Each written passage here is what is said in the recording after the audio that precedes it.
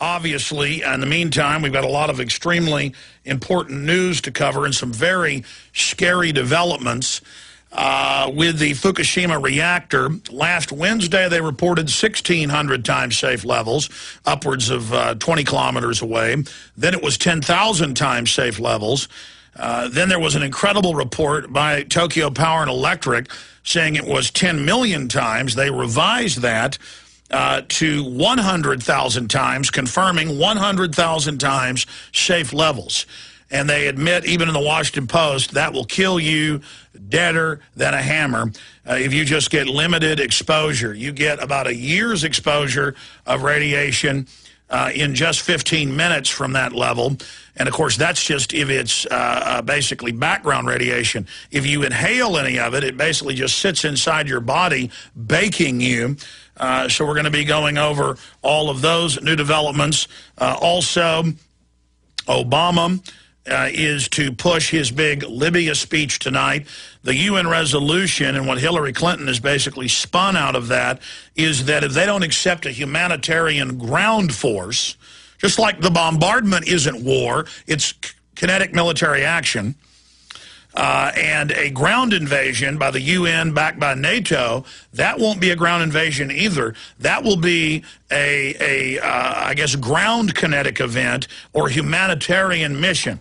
So they're definitely stampeding towards that. And the Al-Qaeda rebels, the good guys, according to our controlled corporate press, and they admit it's Al-Qaeda, but they say if you don't like it, you're a conspiracy theorist. I mean, if you don't like Diet Coke, you're a conspiracy theorist. If you don't like MSG, you're a conspiracy theorist. If you don't like radiation, you're a conspiracy theorist. If Monbiot, the big eugenicist, is running around laughing, saying he loves nuclear now, Fukushima shows how great it is. And you're like, well, that's a bizarre, crazy-sounding statement. They're attempting to basically just muddy the waters with purposeful confusion and insanity. That's how desperate this system has gotten. So Obama gears up for hard sell on Libya. Libyan rebels, Al-Qaeda, seize oil complexes amid reports opposition captures Gaddafi's hometown. Depleted uranium, a strange way to protect Libyan civilians. They are bombarding them with DU, but again, radiation is life-giving, according to Ann Coulter and Mr. Monbiot on the left and right. Another headline here from Eric Blair at Infowars.com. Liberals willing to trade blood and treasure for oil company profits under Obama. Also, prominent Chinese blogger charged as crackdown deepens for criticizing government.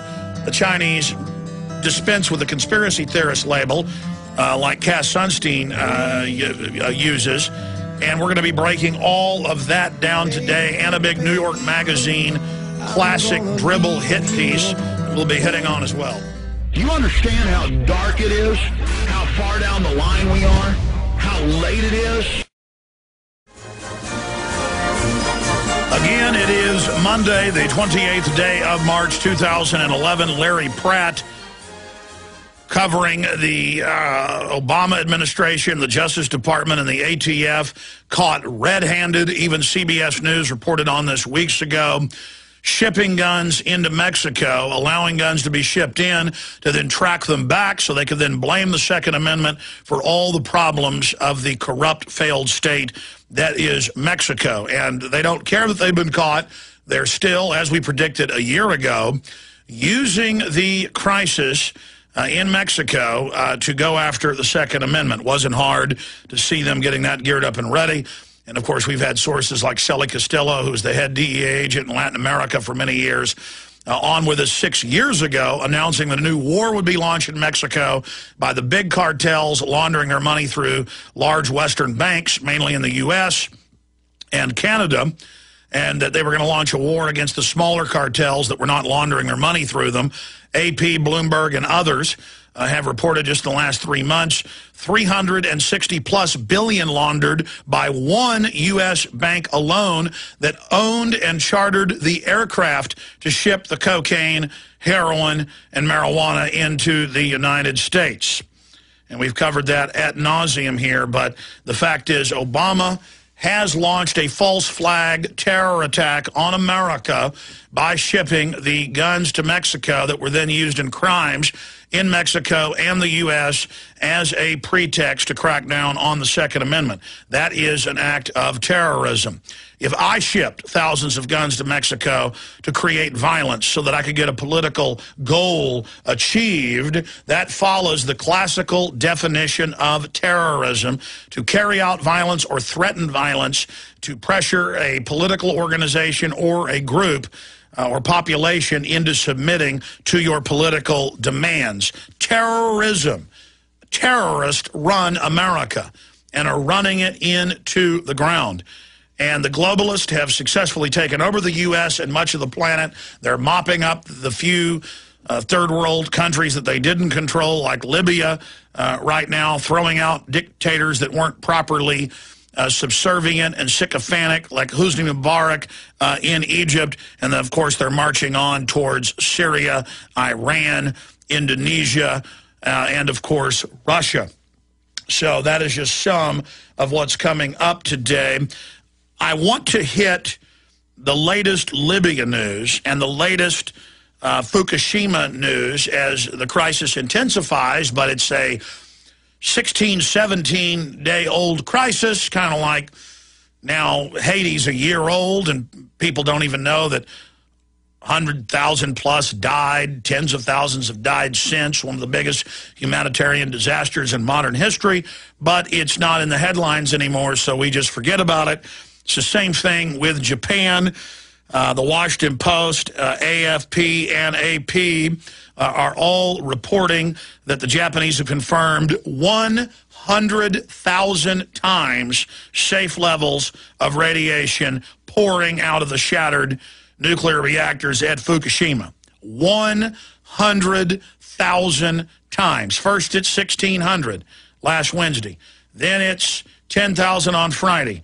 Now, on Saturday, the Japanese put out a false report, misreading their Geiger counters of 10 million times. They revised it by Sunday evening and said, excuse us, it's only 100,000 times. And I want to get to that first.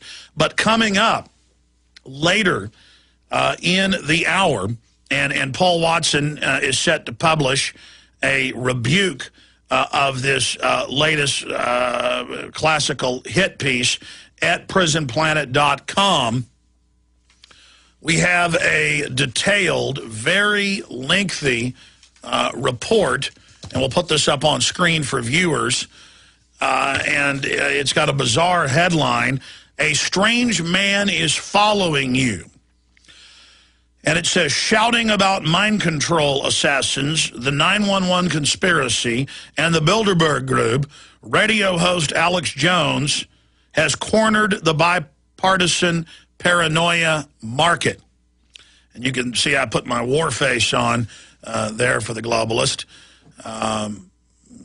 That will then get the people reading New York Magazine to then actually read the article, and then they'll actually find the real show, not the straw man cliche created by Joe Hagan. So that is coming up, and it dovetails with a sickening piece. Well, it's sickening what Media Matters has been caught doing. Media Matters' war against Fox. $10 million a year, tax-free. It's 501c3. They tell your local church if they speak out against abortion, they'll have their 501c3 taken. No free speech. That's all fraud. But then Media Matters can openly announce publicly a guerrilla war to destroy Fox and destroy their business. That is torturous interference. I mean, there's no doubt Fox could absolutely destroy them in court. But because they're funded by George Soros and others, they will just simply pop up a new organization. It's a kamikaze missile. They've always posed as if they're this nonpartisan organization, but now they admit that they are basically a Democratic Party missile. And what's happening here is the Republicans and Democrats do fight with each other, but over the reins of power, not over the overall globalist policies and the corrupt elite destroying our free market and setting up a crony capitalist, non-free market, fascistic system. And when you read the quotes in Politico by the head of Media Matters is such a dishonest organization that one of their top writers called me for a story a few months ago, I guess 3 or 4 months ago, and I said, well, you know George Soros funds you, and it's part of the federal filings. He said, no, he doesn't. And when I got off the phone, I looked it up again, and there were millions and millions of dollars he'd given, and he'd just given another $1 million to him days before. I mean, it's basically George Soros run. They give their talking points to MSNBC, and then they think you're so stupid, they tell you that they're not. And again, I'm going to cover this more later in the hour, but listen to this. The liberal group Media Matters has quietly transformed itself in preparation for what its founder, David Brock, described in an interview as an all-out campaign of guerrilla warfare and sabotage. Really, if I announced an all-out war, guerrilla war of sabotage, and said I was going to try to bankrupt, say, the Austin American-Statesman, that's actionable. Especially because they've been caught putting out so much disinformation. You know, the truth is a total defense against slander, libel, defamation. But it's not when you can be proven to be putting out disinfo with the intent to do harm. I mean, that's the definition. And very, very dangerous. And, of course, we're big critics of Fox as well.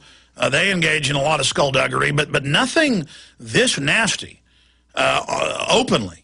This is a whole new level. And they've already been doing this for years, but now they're being honest about it. The group, launched as a more traditional media critic, yeah, right, has all but abandoned its monitoring of newspapers and other television networks and is narrowing its focus to Fox and a handful of conservative websites. And, of course, you see that they attacked me 3 times last week. It's kind of creepy to know that they spend about 20% of their time on Infowars.com and PrisonPlanet.com and yours truly. And the rest of the time is on Glenn Beck, Sean Hannity, Rush Limbaugh.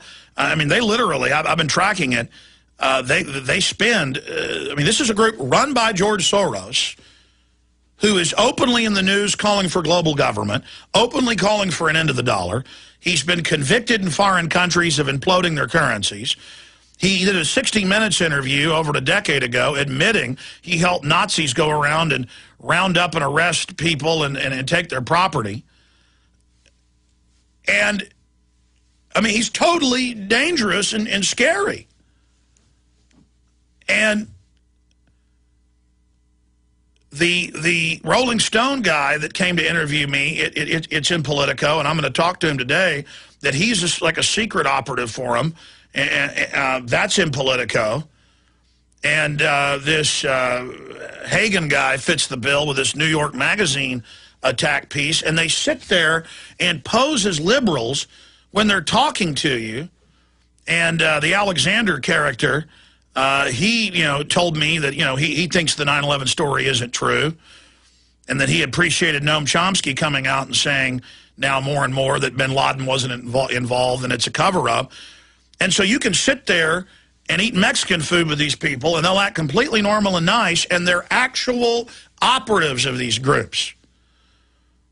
And I'm going to get both these writers on now. I hadn't really seen a reason to get them on until now, but we'll see if they'll come on in the next week.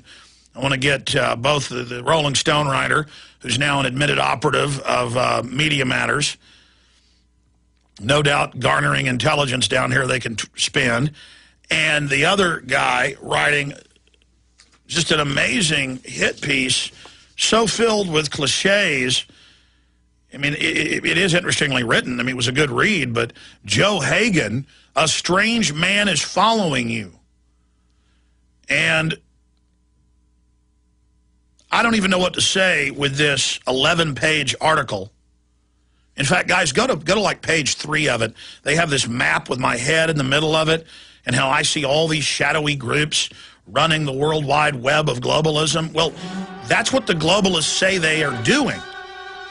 That's what these organizations like the Royal Institute of International Affairs, CFR, admit is their goal. That's what Rothkopf wrote Superclass 3 years ago, the head of the Kissinger Group, and said 6,000 super gophers run things for the global elite. I mean, world government is admitted. And they just make all these jokes about it. Mombiat's making jokes about radiation being good for you.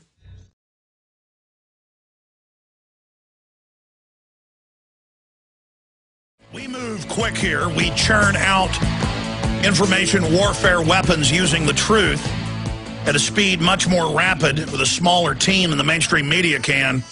But I just talked to Paul Watson. It won't be until later in the next hour that his big counter report that I worked on with him this morning on just some of the things that weren't truthful and that weren't accurate in this big hit piece out of New York Magazine against yours truly. And a lot of times I don't cover hit pieces that cover yours truly unless it's an educational tool. And I never really got into the Rolling Stone cover piece that they did, a major piece that they did a few weeks ago. But looking at all the news about Cass Sunstein, the White House regulations are saying arrest conspiracy theorists, at least tax them, put government messages over their websites, seize their websites, infiltrate their organizations, engage in COINTELPRO. When I saw the writer for New York Magazine basically defend in a sideways fashion, when I saw him defend Cass Sunstein in here as a guy trying to stop my dangerous information and other people's dangerous information, and I see Media Matters coming out and saying it is their job to destroy Fox News and other conservative websites, and I'm one of the big ones listed that they go after on a weekly basis, sometimes 3, 4, 5 times a week. We need to really be conscious of how real this war is and how they've declared war on us. Now, I tend to take the field of battle with these people, and I tend to, try to give them information. I tried to give Joe Hagan of New York Magazine documents for everything I was covering. He wasn't really interested in that. Neither was Nightline. Neither was Rolling Stone, because they want that plausible deniability. They just want to say, Alex says there's evidence of government-sponsored terror. Alex says there's a history of it. Alex says there's a history of eugenics and population reduction. Alex says the elites are talking about exterminating 80% of us. When I'm there trying to give them biological diversity assessments from the UN, I'm trying to give them Ted Turner quotes, David Rockefeller quotes. I'm trying to give them Council on Foreign Relations reports. I'm trying to give them the proof of this global system that's been set up by the mega banks who have unlimited capital because they control the issuance of currency and credit. And my family's under attack. Your family's under attack. No one can deny that liberty is waning worldwide, that governments are rolling out a continuity of agenda, an integrated tyranny. I mean, Joe Hagan makes jokes that I've been talking about because he was here 3 weeks ago. He makes jokes that I'm saying that the West is involved in trying to overthrow Gaddafi and trying to overthrow Egypt when it's on record. Financial Times of London, that the new government the West helped put in has banned all protest period in Egypt.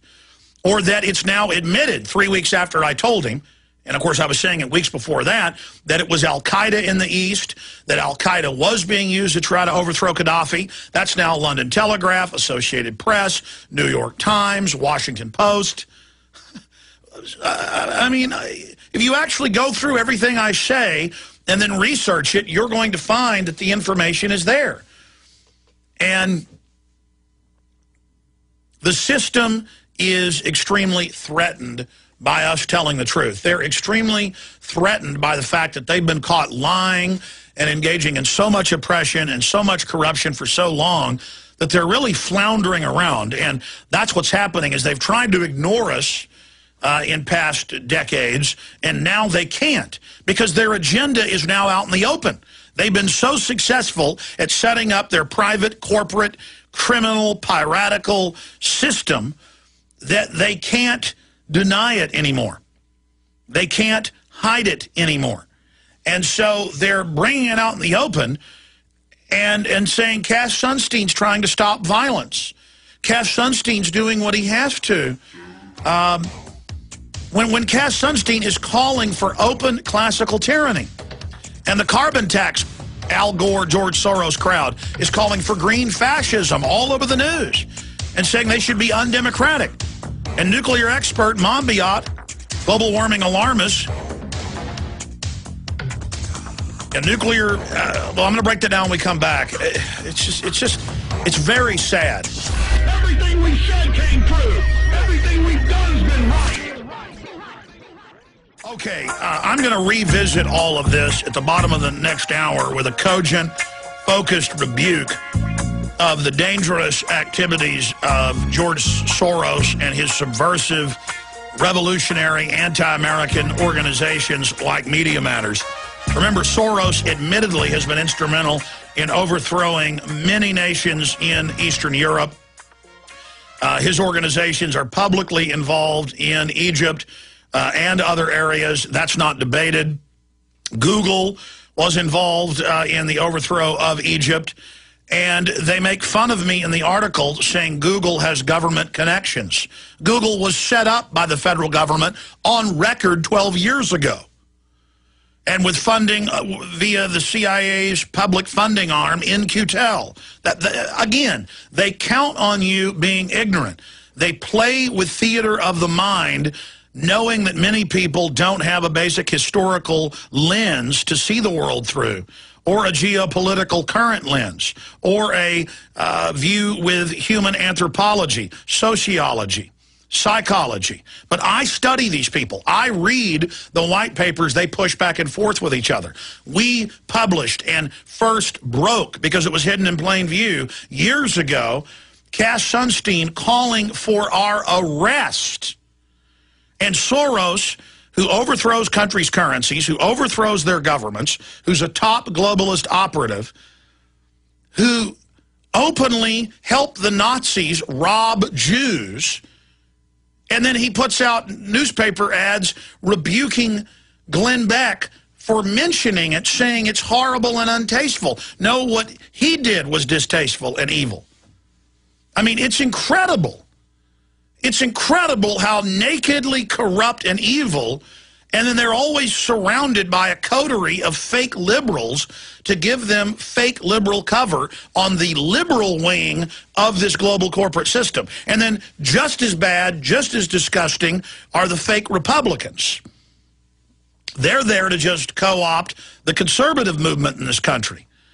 And to see all the admissions of their COINTELPRO and the Pentagon teaming up with them to pose as bloggers and to attack anybody that questions wars or surveillance or the police state,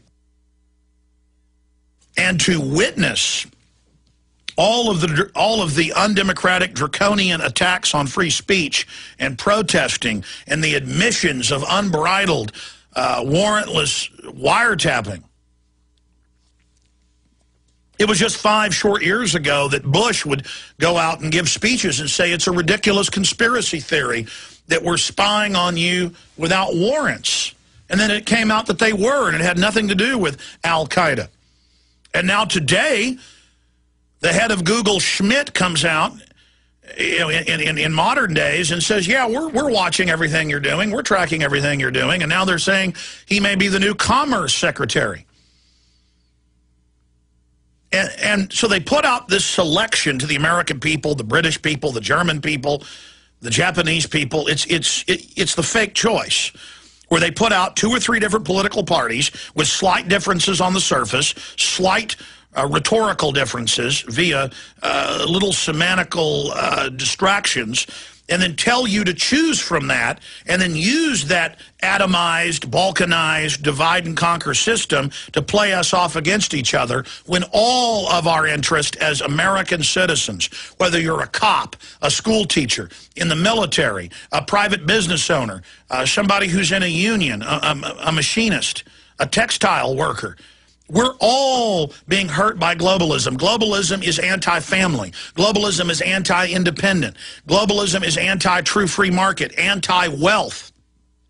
Their stated goal ad nauseum is a post-industrial world. These are horrible control freaks who've created a quasi-scientific cosmology and philosophy for what they do, a war against the nation state, a war against the family, a war against the individual.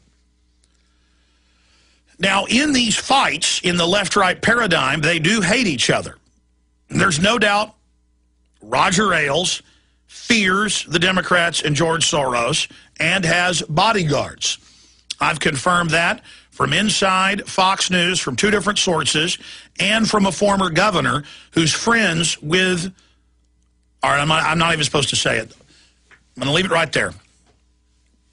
The point is, Roger Ailes, the head of Fox, has bodyguards, folks. He's scared to death. He's had them for more than a decade because of threats and recrimination. Can you imagine? So yes, there is a fight between Roger Ailes and the Clintons. All of that is real. But then for the last 15 years or more, Rush Limbaugh, created by Roger Ailes, he's the guy that got him his job, syndicated him, then he created Fox News with Murdoch, was brought on because of that successful model, to say there are no special forces secret drills. They call it black helicopters. There is no mission creep domestically for the military to be used domestically. Now it's admitted that it's been set up. Mainstream, AP, Toronto newspaper, Ottawa Citizen, yes, deals have been signed to use foreign troops in America to suppress dissenters. I mean, it's now mainstream news. And to make jokes about the Federal Reserve isn't private and it's not corrupt and the Council on Foreign Relations doesn't exist. But because of the alternative media and decades of work by myself and people like G. Edward Griffin going back 40-plus years and Red Beckman and countless others, because of that and because we didn't mind being attacked, being demonized, some people like Red Beckman being arrested, some people being killed or run out of the country like Bob Chapman. The government trying to plant hand grenades in his house. Because of the willingness to be attacked and demonized, we told people what was coming. It's now much of it arrived. The train is pulling into the station. The people can see it now. World governments being openly admitted.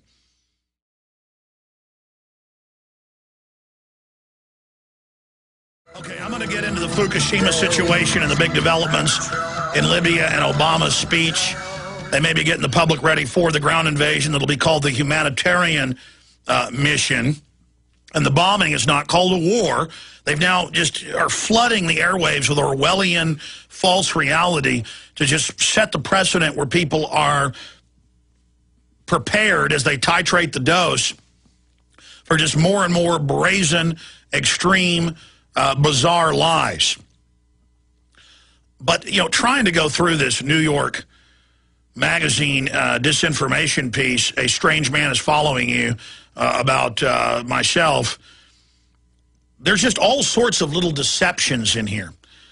Like, he kept asking me, you want to be on Fox News, don't you? You want to be on Fox News. And I said, no, Fox News will never have me on as a host because I would have to have 100% control. And that will never happen because they're the other wing of the New World Order co-opting system. And so then they go to Ted Anderson, and so they can get a quote. And Ted says, yeah, I think Alex would, somebody like them might approach him to be on, but he'd only go on if he had 100% control. And then they go on to say, but Alex isn't burning his bridges. He came out and said Roger Ailes is a good guy and anti-New World Order. That's not what I said. I said Roger Ailes is afraid of the Clintons and George Soros and has Navy SEAL bodyguards. Glenn Beck has retired FBI agent bodyguards. You can actually ferret around and find that in mainstream news if you want to check that. And I said, so there's a real fight between these groups, but they're only fighting over the levers of control. So there's that classic old line media push to worship big media, so-called glamorous, fancy teleprompter, perfect lighting, big guest media, which Glenn Beck only has 2 million viewers. I mean, this radio show now has upwards of 3 million a day. It's a paper tiger. It's imaginary. And so much of the article is about how I want to be the big time. We have big time information, but it isn't about being big time. It's about changing the course of the world. It's about affecting real change. It's about liberty. That's what I'm into. That's what makes me tick. That's why I have passion, is because I don't like bullies and tyrants, and I don't want to lose my property rights or my family rights or my Second Amendment rights. It's about a fight that I'm dedicated to. And I'm proud that I've done it my way and built my own radio system. And over 16 years, built slowly to this point that's now exploding. I'm proud of the fact that I lost 70% or more of my stations when they told me don't talk about 9/11 truth in 2001. And they have it in the article like it was a failure. And didn't ever even explain that we've gotten bigger. I mean, I'm proud. I don't hardly know anybody who won't sell out when money's on the table. I didn't. Over and over again. I was approached many times and offered the big syndication radio deals and the book deals and the TV deals that would come with it. Do you understand, ladies and gentlemen? I'm sure they approached dozens of people, but they developed these minor leagues of people to go to the big leagues. I was approached by the big companies 12 years ago, 10 years ago, 9 years ago, and they've known since, don't approach me because I won't sell out. And they wouldn't put that message across. And you've got the Rolling Stone writer, admittedly an operative now of Media Matters, with that piece. What Joe Hagan at the New York Daily News, or New York Magazine, called a stink bomb. If that's a stink bomb, what is your article, pal? It's a piece of cliched sophistry.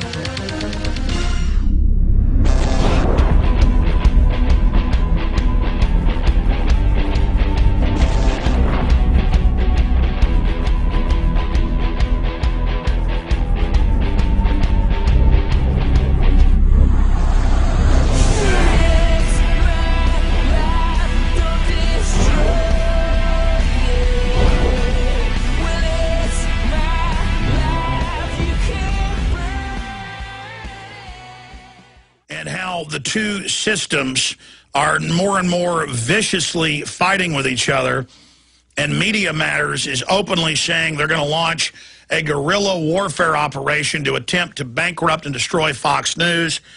I said to myself and the crew last night when I first saw this Politico article after the Sunday night radio show was over that this sounded illegal to me, and there are some news headlines asking, is it breaking the law? And Watson is engrossed in a deep report on this, tying it in with the vicious hit piece out of New York Magazine by Joe Hagan. And so it'll probably actually be the start of the next hour before I get into that. But, when you learn about Western governments knowingly from the 40s right through to today murdering our own troops in experiments they know we're going to kill them, sterilizing foster children, radiating them to death. When you learn about the government signing secret deals, now public, 12 years ago, 11 and a half years ago, to steal all the death benefits of the troops. When you learn about just how ruthless these people are, and then you see people making jokes about it and posing as if they're liberal or conservative intellectuals, it's extremely disgusting and saddening. But it is very exciting to see people waking up. And that's why the system's openly pushing internet kill switches, openly using the Pentagon and private groups to infiltrate the web and attack anybody that criticizes the globalist, because that's the real movement against tyranny, not the controlled Democrats on their little mindless reservation, not the controlled Republicans in their imaginary fantasy land, tied in with all these little soap operas of meaningless pap and disinformation and issues of little or no significance. Because as people become aware, wow, there's a private bank runs the country. Wow, they can do whatever they want. Wow, they've got free money for themselves. Wow, the Federal Reserve member banks are the ones lobbying to take our private property. The Federal Reserve's always lobbying for raising taxes. Well, yeah, because then it's paid to them on the interest on the debt. Once people get that paradigm, which is starting to happen, over 80% in major polls want to abolish the Federal Reserve. As that happens, their time's running out.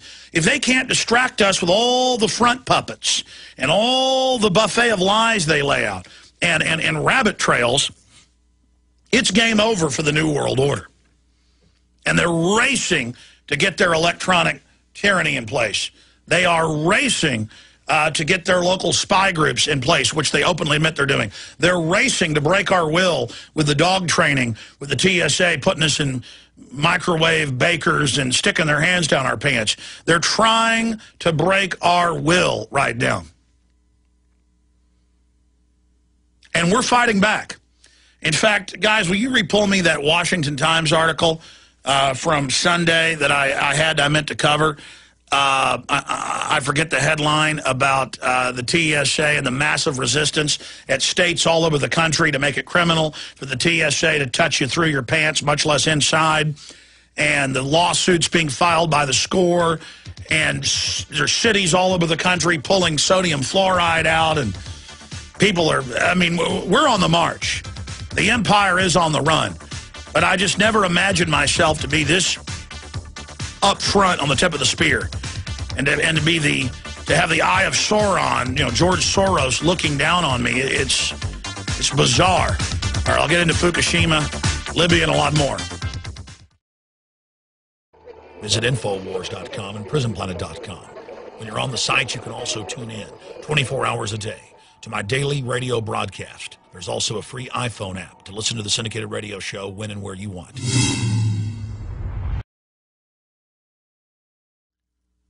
And so out comes Fox News 2 years ago with Dick Morris saying, hey, the conspiracy theorists were wrong about world government, UN takeover, global currency, but now they're right. That's a quote. And so Beck goes from a mainline conservative to having G. Edward Griffin on for over 30 minutes Friday. Now, Beck, I did watch it, was saying with the Cato guy, it's an accident, the feds don't mean this, and the Federal Reserve, Fed in name only, and then Griffin would come back and say, no, actually it is planned, it is designed, we have their documents, but they're having to even get more, quote, extreme and tell more of the truth to maintain any credibility. It's a delicate balance. If Fox allows some truth to come out, they will have more viewers than all other cable news combined, as they do. Just because there's a little bit of truth. What do you think happens when we tell you the whole thing? We go right to the rock bottom, right to the bone, right to the stinking guts of this thing. Not dumbed down radio, not idiocy.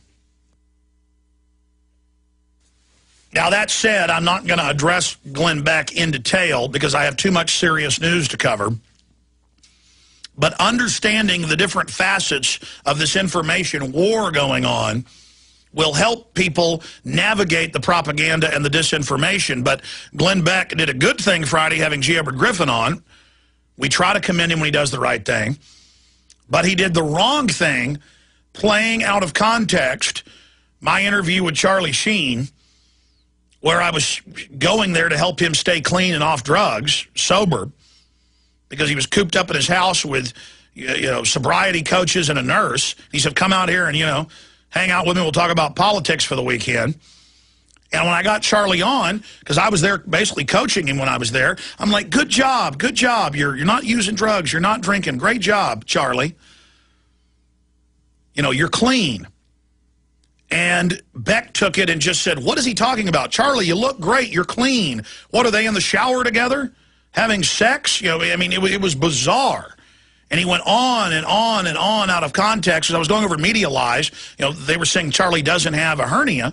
Well, I've known Charlie for 6 years, swam in a swimming pool many times, with him and friends, and he's got a hiatal hernia like I do up on the top of his stomach is rib cage, and I explained on air, I've got the same hiatal hernia. Beck took that out of context and had me saying, I've seen your hernia. And they went into, I'd been in the shower, I saw his hernia, I licked his hemorrhoids, I can't even say all this on air. It was so pornographic that I licked sores, I sucked sores, all, again, that's the curtain, that's the deception. They could take little bitty clips of me going, great job, man. You're off drugs. You're clean. You're sober. You're working out. You look great. Because Charlie had been clean for off and on close to a decade, went on a 7-month party, went from being what he publicly said, a Christian. I've been at his house where he talks about God, this great focused guy, to 7-month party, coming off the drugs, bouncing off the walls, manic. And I'm on air going, good job, man, you're clean, you're gaining weight, you're off the drugs, you know, and they turn that into something, and it's just like, what? But I understand worldliness. I understand being petty and having kind of a 7th grade mentality, but that's what it sounded like. So here's Beck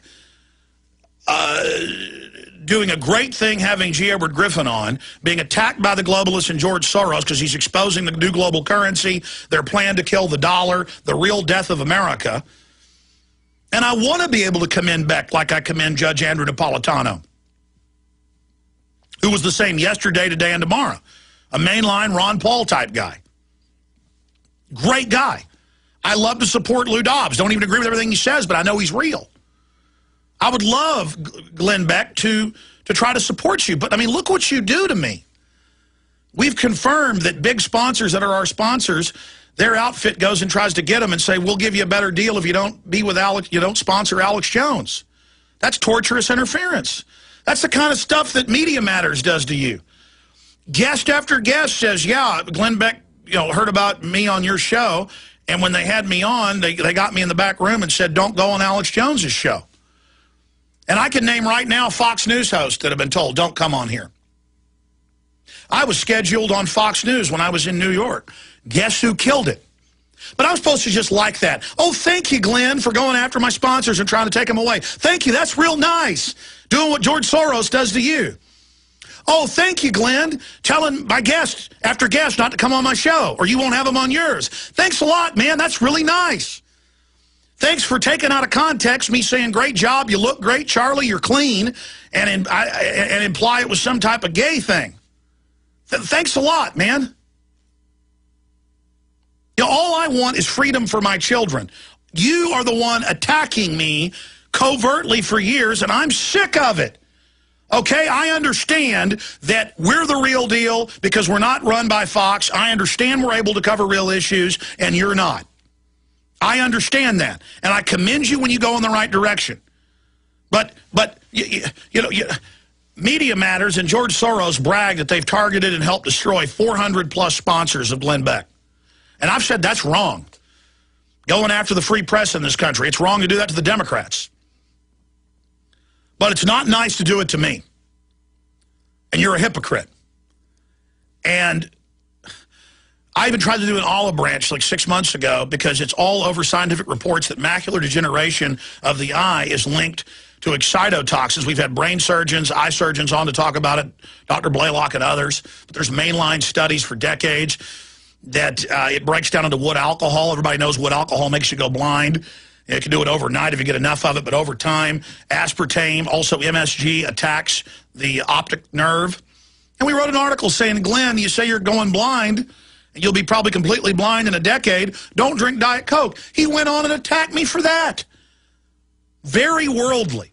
And let me tell you, Glenn, you're the guy who gets up at the Lincoln Memorial, talks about God, talks about Christianity, and do it as a good actor, and try to bring people together, which is a good thing, and then you get on air in an 8-minute pornographic rant that is so horrible, I can't even air it here, about well, I already said one of the things, just the most filthy sucking of sores, just things I can't even say on air.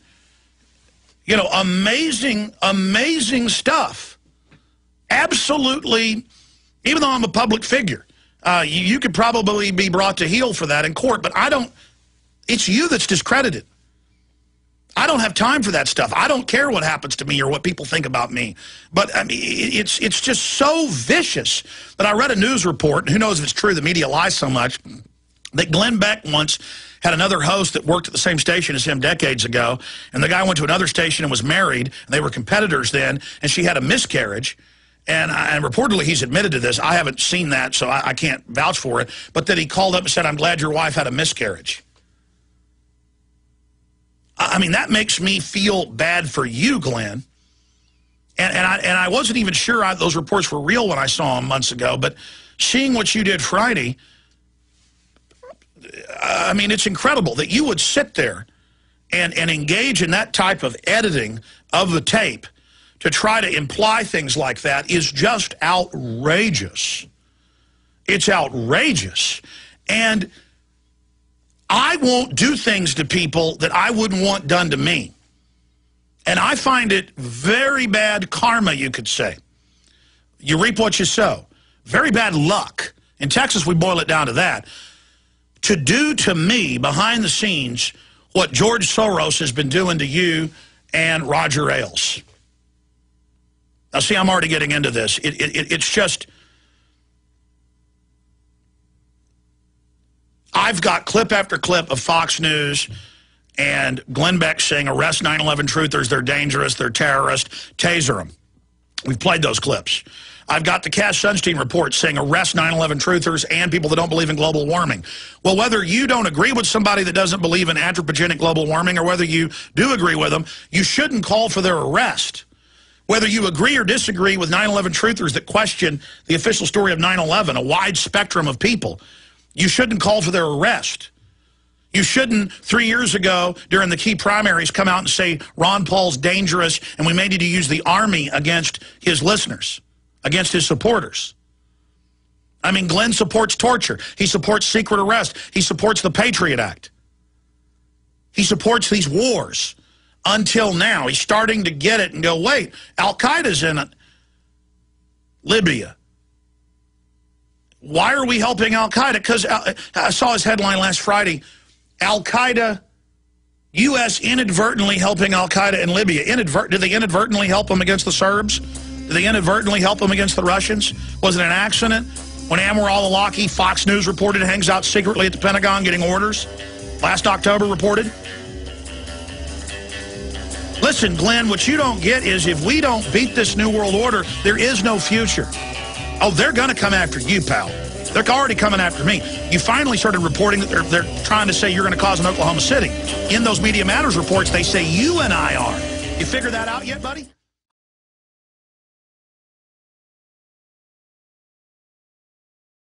Okay, I'm going to shift gears now into other news.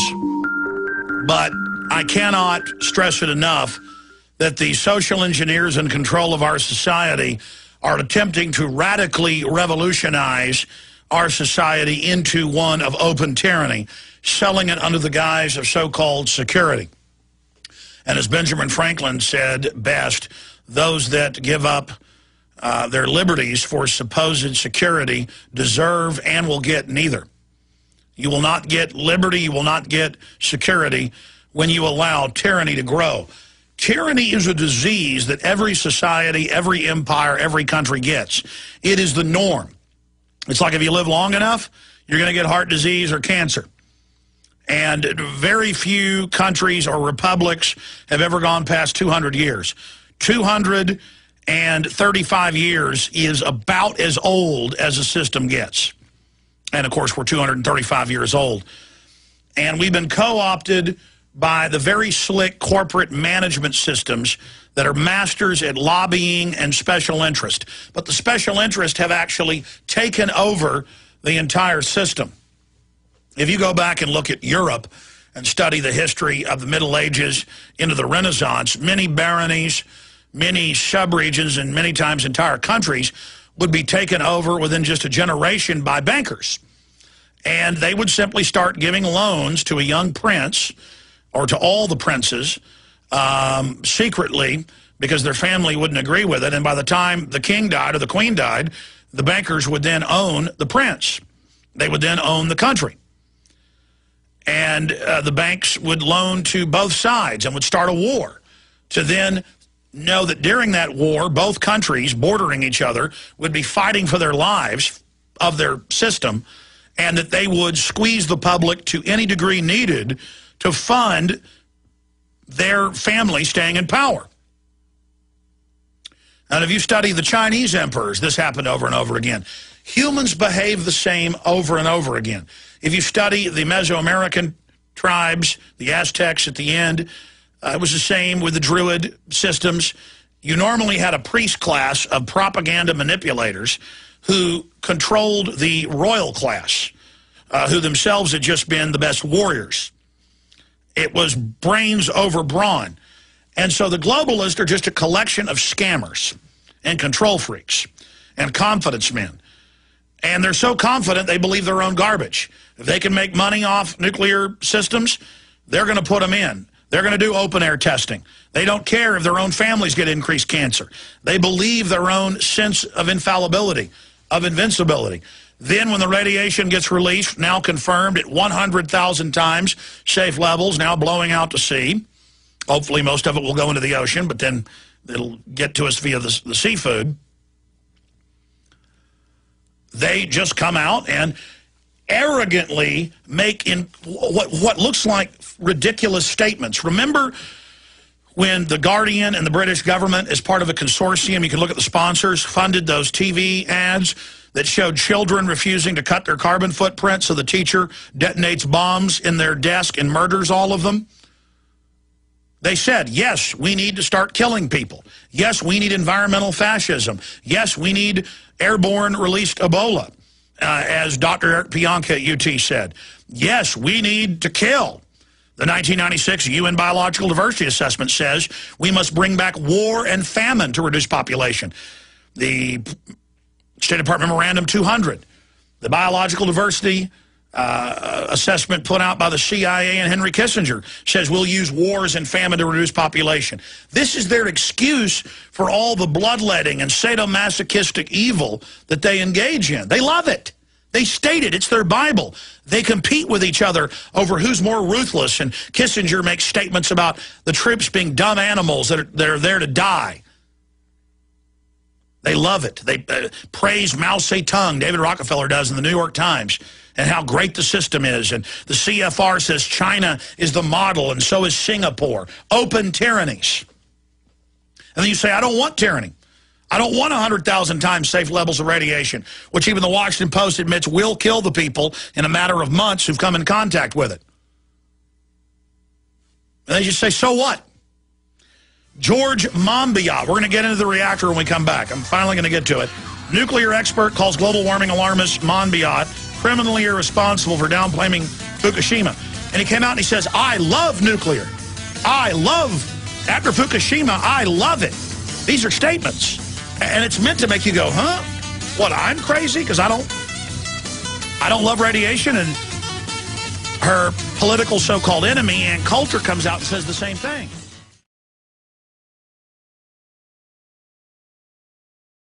We're going to get into the latest huge developments in and around the nuclear meltdown site in Fukushima, Japan, the incredibly important developments dealing with Libya and Obama's speech set for this evening.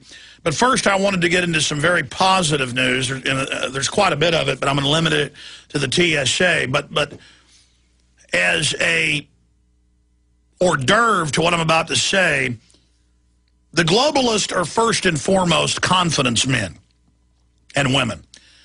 And they know how to basically throw things in your face, wear fancy suits, give themselves big titles, and just announce incredibly draconian, corrupt, despotic things as if it's mother's milk, as if it's some type of heavenly nirvana or Valhalla that they're pushing.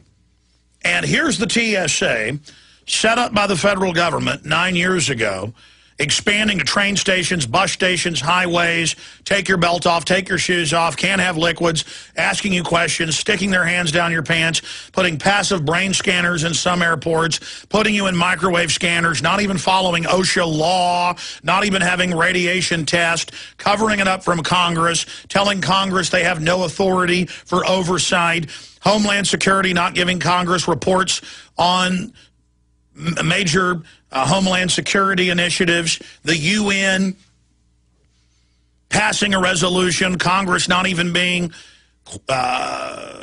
conferred with, much less passing a declaration of war or even their own authorization of force resolution. It's all about these unelected UN, IMF, World Bank, World Trade Organization, Exim Bank, International Bank of Settlements, groups, SPP, North American Union Corporate Board, giving orders to government. The government officials and politicians and bureaucrats are lackeys that go in a revolving door from inside their corporations back out into government. And you read the SPP documents from the North American Union. I talk about these every day because there's a great example of the Fortune 100 at a meeting in Banff, Canada, giving orders to the heads of the State Departments, the Interior Departments, and the Homeland Security Departments, the security services, saying this is what you'll do, and then the government ratifying it and going and implementing it through the bureaucracy. Just like the UN Kyoto Treaty is being implemented by California outside of the federal government. It's being implemented by cities like Austin, circumventing the Congress. It's being implemented by the EPA, circumnavigating the Congress. And so here's the TSA just out in the open saying, oh, we'll take over your streets. You're going to have a worker ID card that we control to even have a job. This has all been announced by Ridge, again, almost 9 years ago. Now they're trying to roll it out. Hemispheric travel ID, now out for 3 years.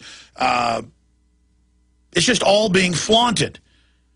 And I've heard police chiefs who aren't under federal control, state police, I've even heard in Texas complaining on the news saying, yeah, a state police officer can't pull somebody over without an emergency probable cause that they've got a weapon and they feel threatened and you know, can't put their hands down their pants.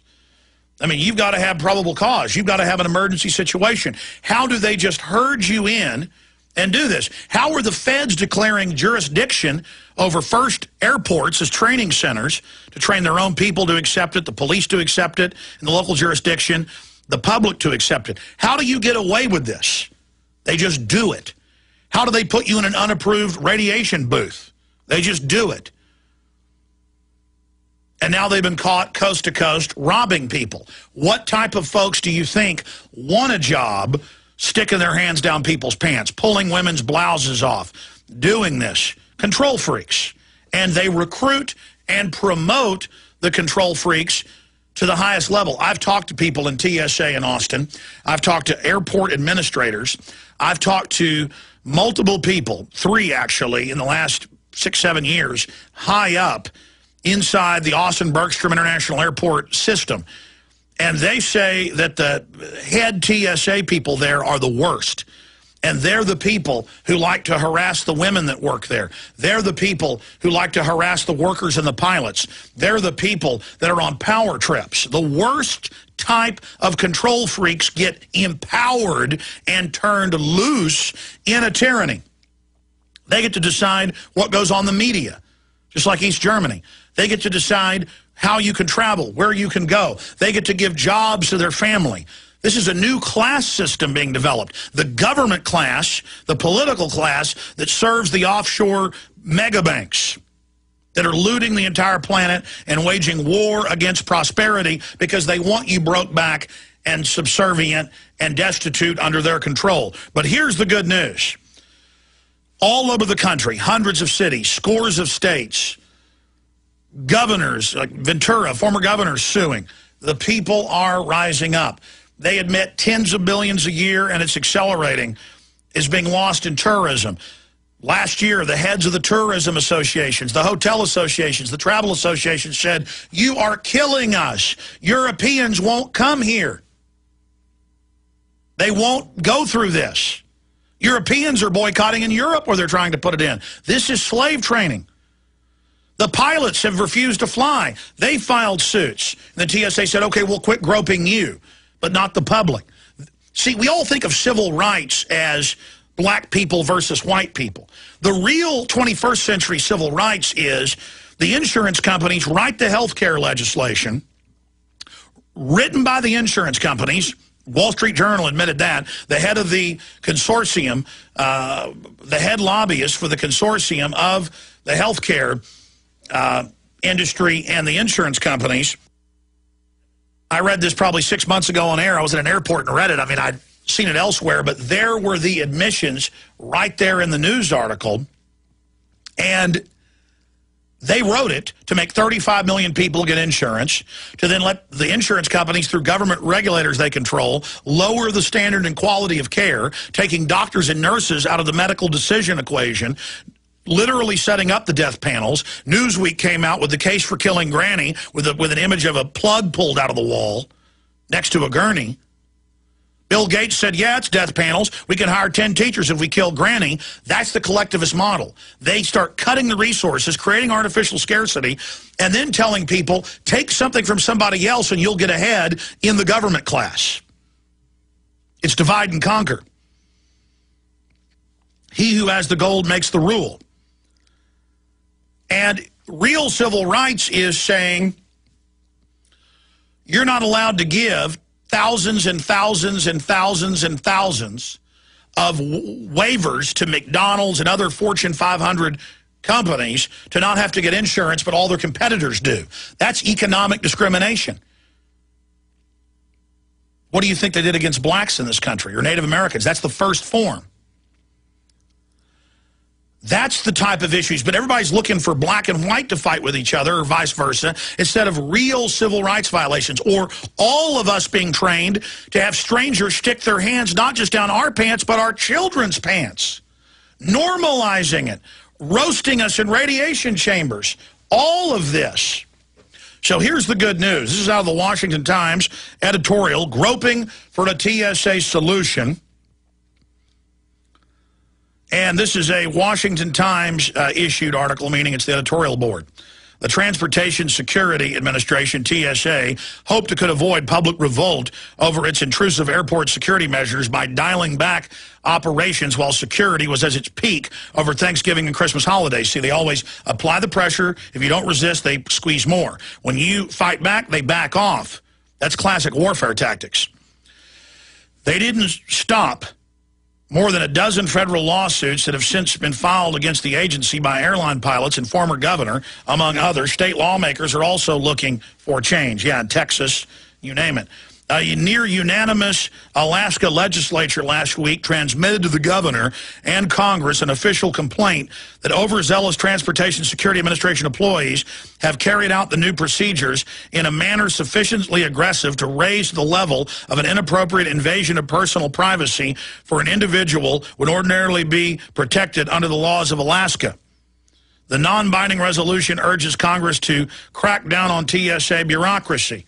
But see, they're charged by the unelected Homeland Security system that won't even give Congress documents, and a president who doesn't even get a authorization of force from Congress, who follows UN orders. This is about administrative law, where if possession is 9/10, and if they can trample our rights and usurp them, they're gone. In law, you must defend every square inch of your liberty. A House Oversight Committee last week began to put pressure on TSA officials, you mean a gaggle of crooks getting money from the body scanners companies, who initially balked. See, they tried to just bluster like con artists and act like we were crazy, balked at an invitation to testify. Before the tardy bureaucrats arrived, Representative John L. Micah, see, they showed up late, it's part of their arrogance, Florida Republican, blasted the agency for the indiscriminate use of pornographic whole-body imaging scanners, saying a 7th grader could end up with a better plan for developing and utilizing this equipment. Former Minnesota Governor Jesse Ventura wants to take the fight directly to Homeland Security Janet Napolitano. The easily recognizable Mr. Ventura flies several times a week and is subject to automatic enhanced screening. Yeah, they grab his genitals because he has a titanium hip implant that sets off the metal detector every time he walks through, and it just goes on from there. This should be a no-brainer. Groping small children, grandmothers, and former professional wrestlers does nothing to make this country more secure. It makes the globalists more secure to break our will and train us for prison induction. That's all this is, prison induction. Federal lawmakers need to do more to hold this rogue agency accountable. It's not rogue. The entire bureaucracy, the entire Homeland Security system was started out of the omnibus crime bill based on the federal government bombing Oklahoma City. This is a criminal, illegitimate group of hijackers masquerading as government, waging internal warfare against the people. Read the Declaration of Independence. It's a replay of that and more.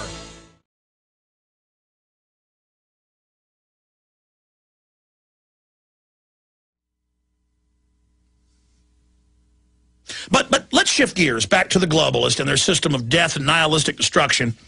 Here's Paul Joseph Watson's article from this morning. Nuclear expert calls global warming alarmist Monbiot criminally irresponsible for downplaying Fukushima.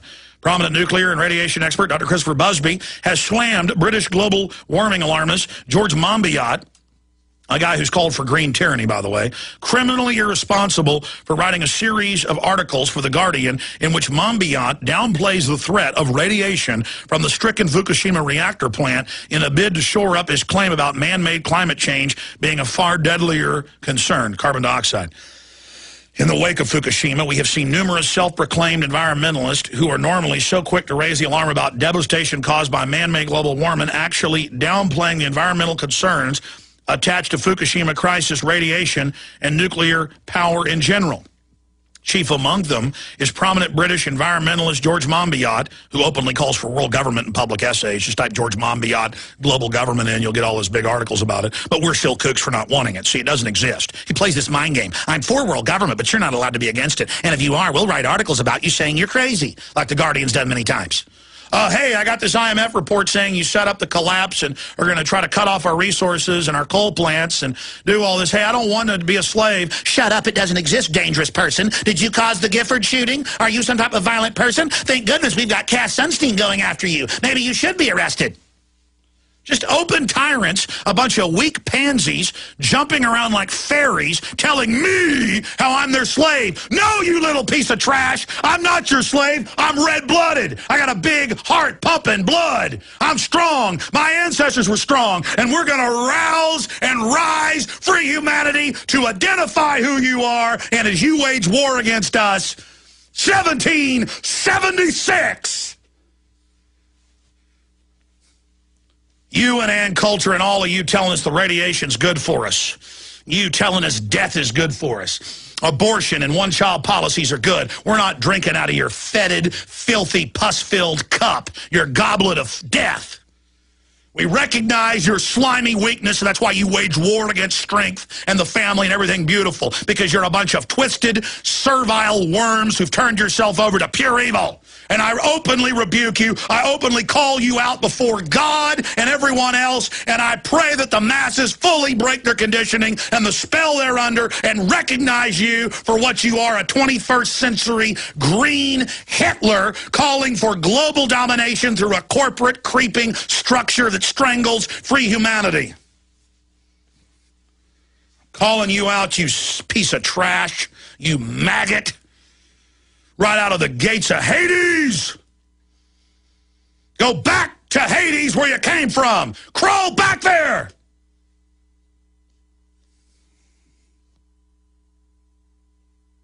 But God's going to judge you. You know, God judges twice. During this life, it comes back on you. You reap what you sow. And when you die, there's two judgments. There's two comings.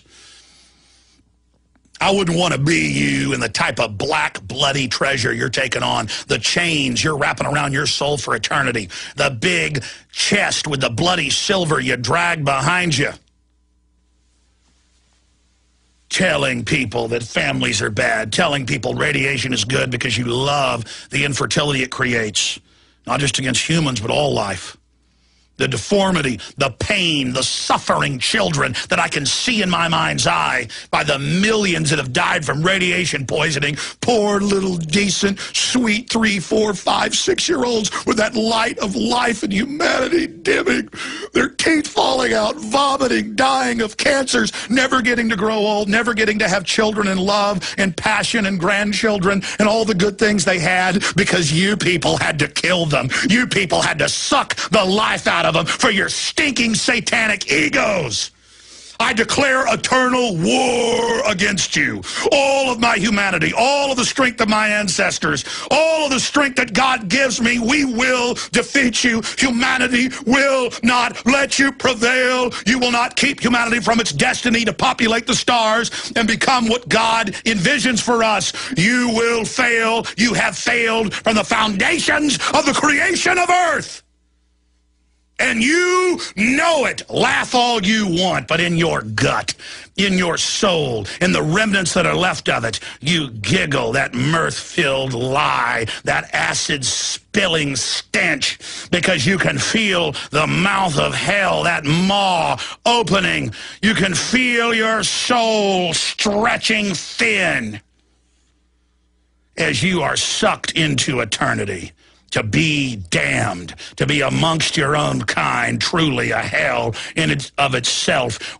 No longer decent, beautiful humanity to wage war upon, but nothing but your kind together forever.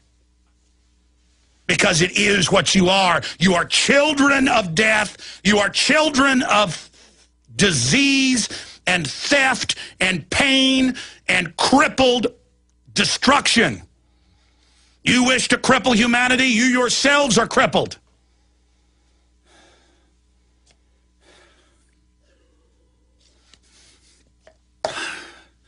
All of you who willfully serve darkness, who willfully try to keep people in the dark, who willfully try to dumb people down, committing the ultimate crime in your jealous envy of the strong.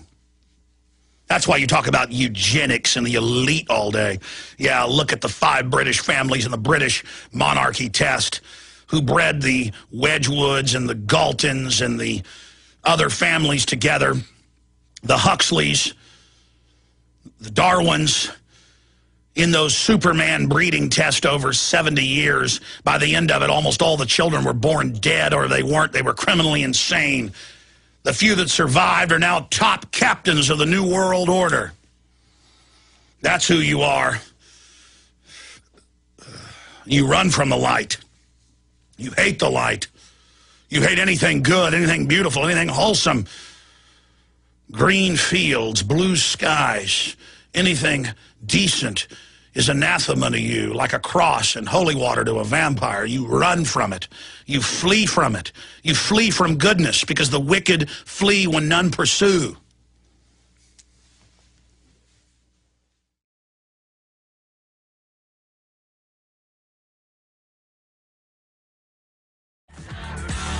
First, I want to get into Monbiot. Dr. Christopher Busby, a chemical physicist who advises the BBC, advises the EU. The other physicists we've had on have conferred and confirmed what he has said. We know what happened with the right at 1 million dead from cancers associated with the Chernobyl situation. We know from Hiroshima and Nagasaki, the massive increases in leukemias and other cancers, breast cancer. We know worldwide cancer's up. And Busby had to point out that uranium and other types of radioactive isotopes are some of the most devastating to sperm counts in men and also fertility in women, and that fertility in all of these nuclear-powered countries is plunging. Now, remember about 4 months ago, CBS News out of Houston, and then after that, a whole bunch of newspapers, every major paper in Texas, we covered it here, reported that, in fact, guys, let's put the headline up. State covered up radioactive isotopes in Texas water. Then it turned out it was in every major state. But they didn't say why they covered it up. They didn't say why the radiation was there. Well, because most of the mines that they mine the phosphates out of, that they then use in fertilizer. They mine the chemicals they need for the fertilizer out of limestone deposits. Those also at many of the facilities double as uranium mines. Uranium is in the same strata. So is the purified derivatives of radon and a whole bunch of other isotopes. And there it was all over the Texas news. Again, we'll just search radioactive elements in Texas water. There it is. Contaminated water in major Texas cities has radioactive elements, and that is out of KHOU. I believe that is the CBS.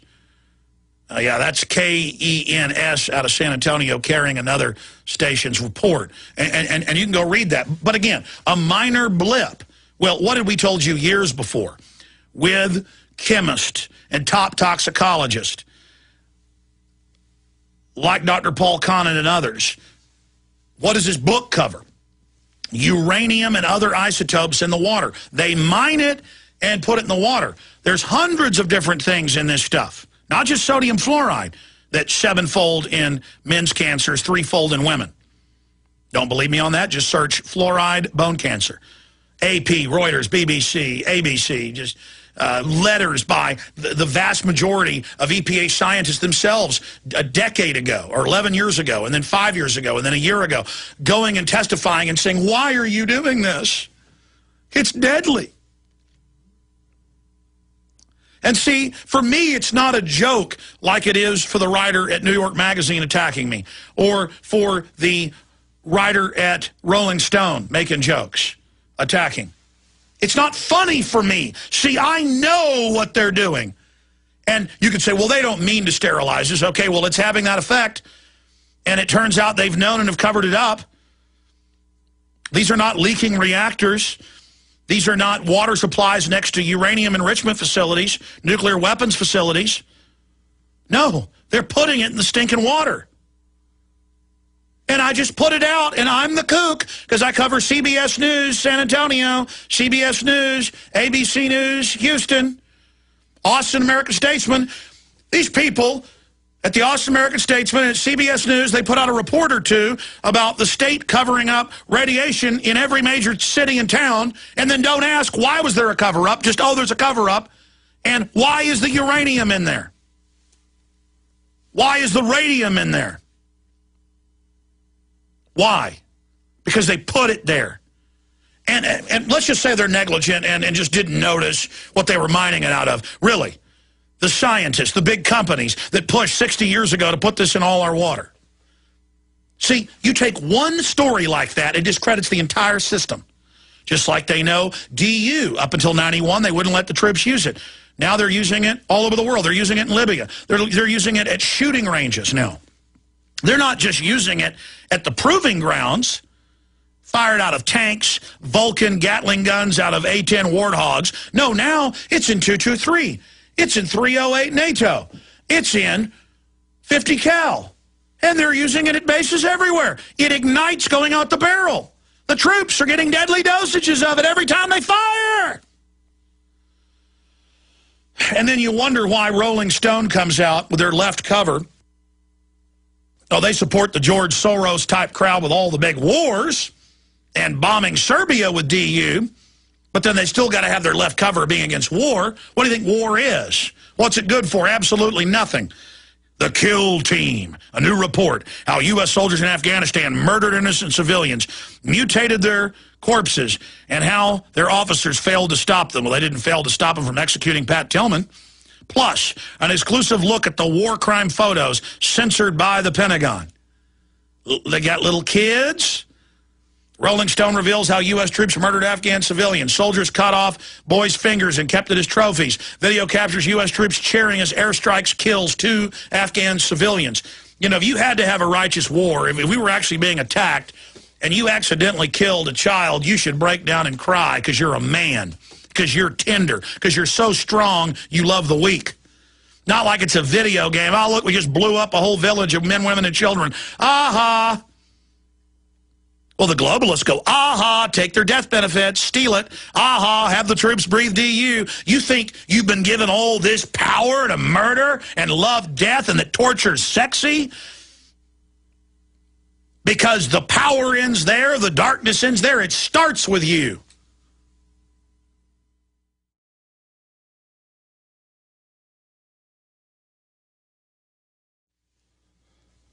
So one of my favorite quotes since I was a child, no, I didn't get it from the Coen Brothers movie, True Grit. I can't even look at Monbiot, the smirking camouflage of the spindly-necked liberal. Not a liberal, but a monster. Not a liberal, but a carrion crow who feast on the detritus of world government. Not a humanitarian, but a monster. Not a teacher, but a deceiver. Not a leader, but a sniper. A crawling, ugly thing. A creature that eats off of fallen civilization. A creature that lusts for lack of knowledge. Who lust for a world where their lies are king. Where everyone must supplicate and prostrate themselves before you. I refuse to bow to your TSA. I refuse to bow to your New World Order. I refuse to bow to your chemical assault and your electromagnetic assault and your radiological assault. I refuse to have you tell me poison is life, that black is white, that up is down, that war is peace, that freedom is slavery. Here's what's going on right now in Japan, exactly as we first warned 16 days ago on day 2, when Fukushima #1 blew sky high, then Fukushima #3, 2 weeks ago today. Multiple reactor cores shattered, plutonium oozing out into the water supply, neutron beams blasting the entire surrounding area with radiation. So powerful, it's even visible at night, reportedly. The blue light, the radiation, so deadly you can even see it. But Monbiot tries to cast his little pathetic spell. Have we dumbed them down enough for me to do this? Oh, I'm Harry Potter. You don't see it. Radiation's good. He actually came out in these quotes and said, oh, after seeing Fukushima, I've decided I'm completely pro-nuclear. It's no big deal. And because I have a lisping English accent, and because the Bilderberg Group likes me, everyone's going to believe me now. Why, he might even be Sir Monbiot someday. And if he told us the sky was red instead of blue, what a little genius Lord Monbiot is.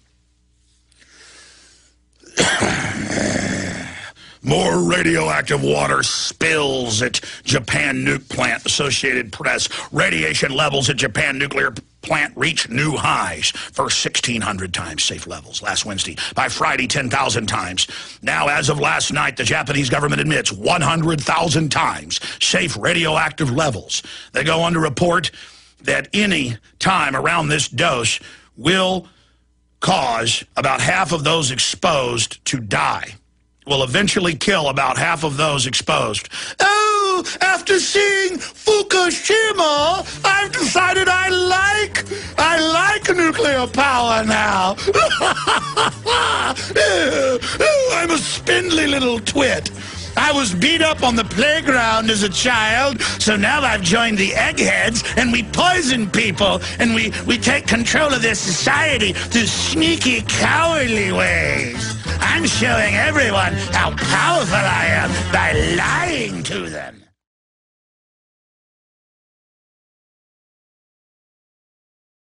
So the workers at Fukushima are working 5-hour shifts, and it's reported that they're getting about 1,000 millisieverts per hour.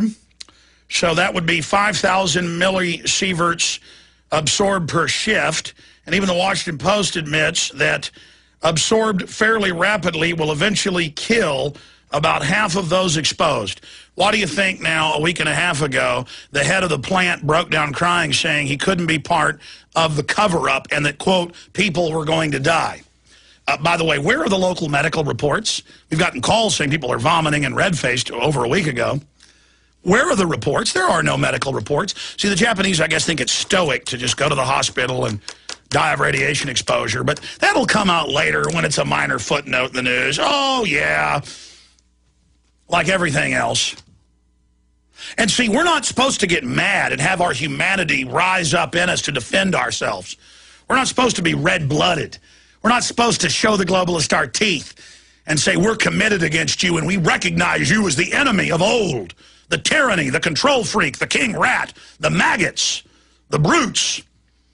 We're supposed to lay down and lick their boots because they're the officials, the authorities, and all the other ridiculous titles they give themselves. Meanwhile, the U.S. military, what was it, 12 days ago, just 3 or 4 days into this, pulled all U.S. military personnel out of the area and had the fleet run 200 miles south. And now CNN reported last Wednesday they're considering forced evacuation, and we've gotten calls that that's already going on as of last week, of all Americans. And major airlines won't fly in to the central or northern area. And all these other big aid agencies have pulled out. But guess who doesn't care about their employees? CNBC. Goldman Sachs employees told not to leave Japan. Oh, no, I'm afraid they're going with Monbiot's take, just like the troops. Go ahead and use that DU. It's not bad for you. We say so. I say the Goldman Sachs execs should all go be part of the cleanup crew, getting their 5,000 millisieverts during their work.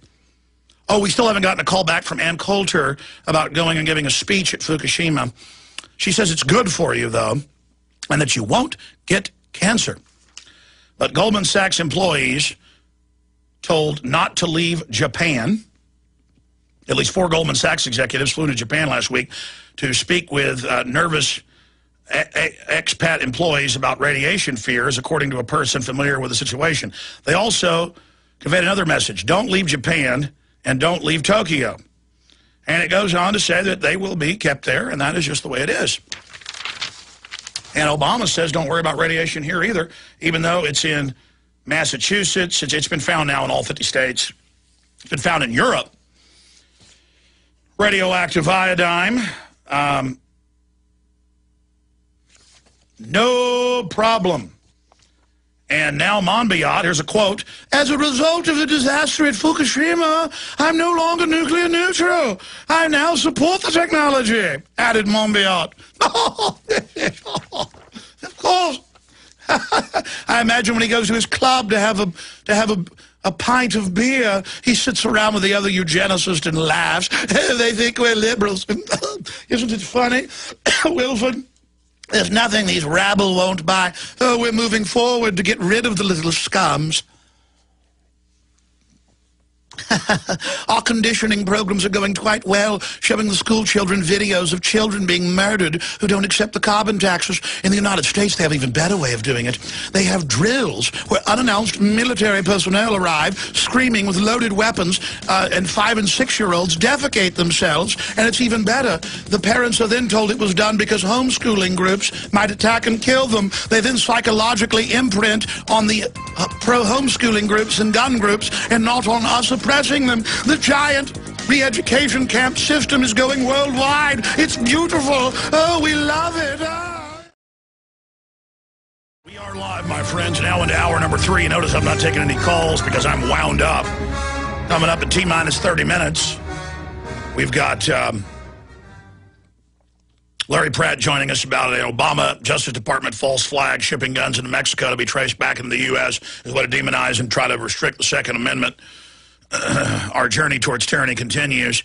Another big report at prisonplanet.com: meltdown, plutonium found in ground at Fukushima as cover-up explodes, deadly radioactive water leaking into soil and ocean at 100,000 times confirmed safe levels, 5 hours exposure, 5,000 millisieverts, enough to kill roughly half of people very quickly.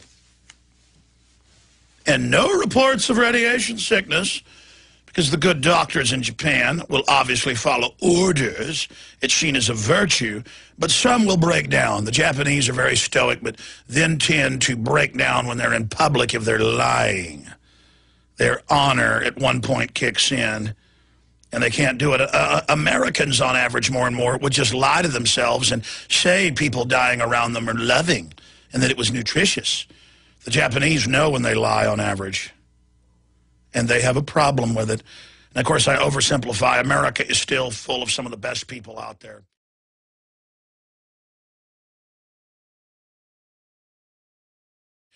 Watson was going to churn out in 2 hours a response to the sickening New York Magazine report, and I will get, if he doesn't cower, Joe Hagan on. I'm going to go ahead and get the Rolling Stone writer on. I'll be quite honest, I hadn't read the whole article until just a week or so ago.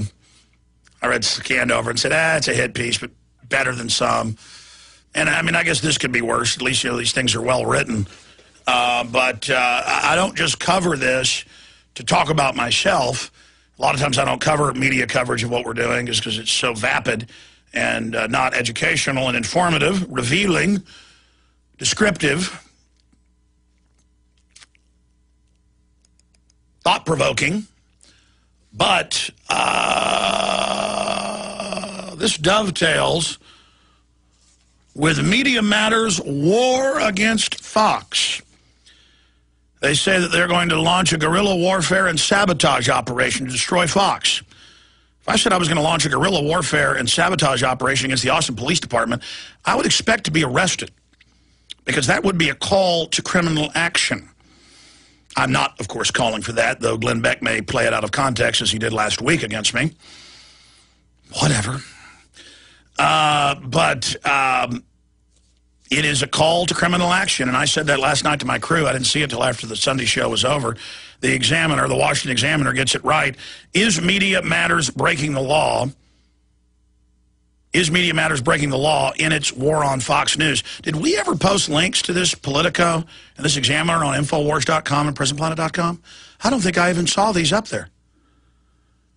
We need to post links to these so everybody can see them. Will you call one of the writers up front for me to talk to them during the break? It may be up there. I just have not seen it.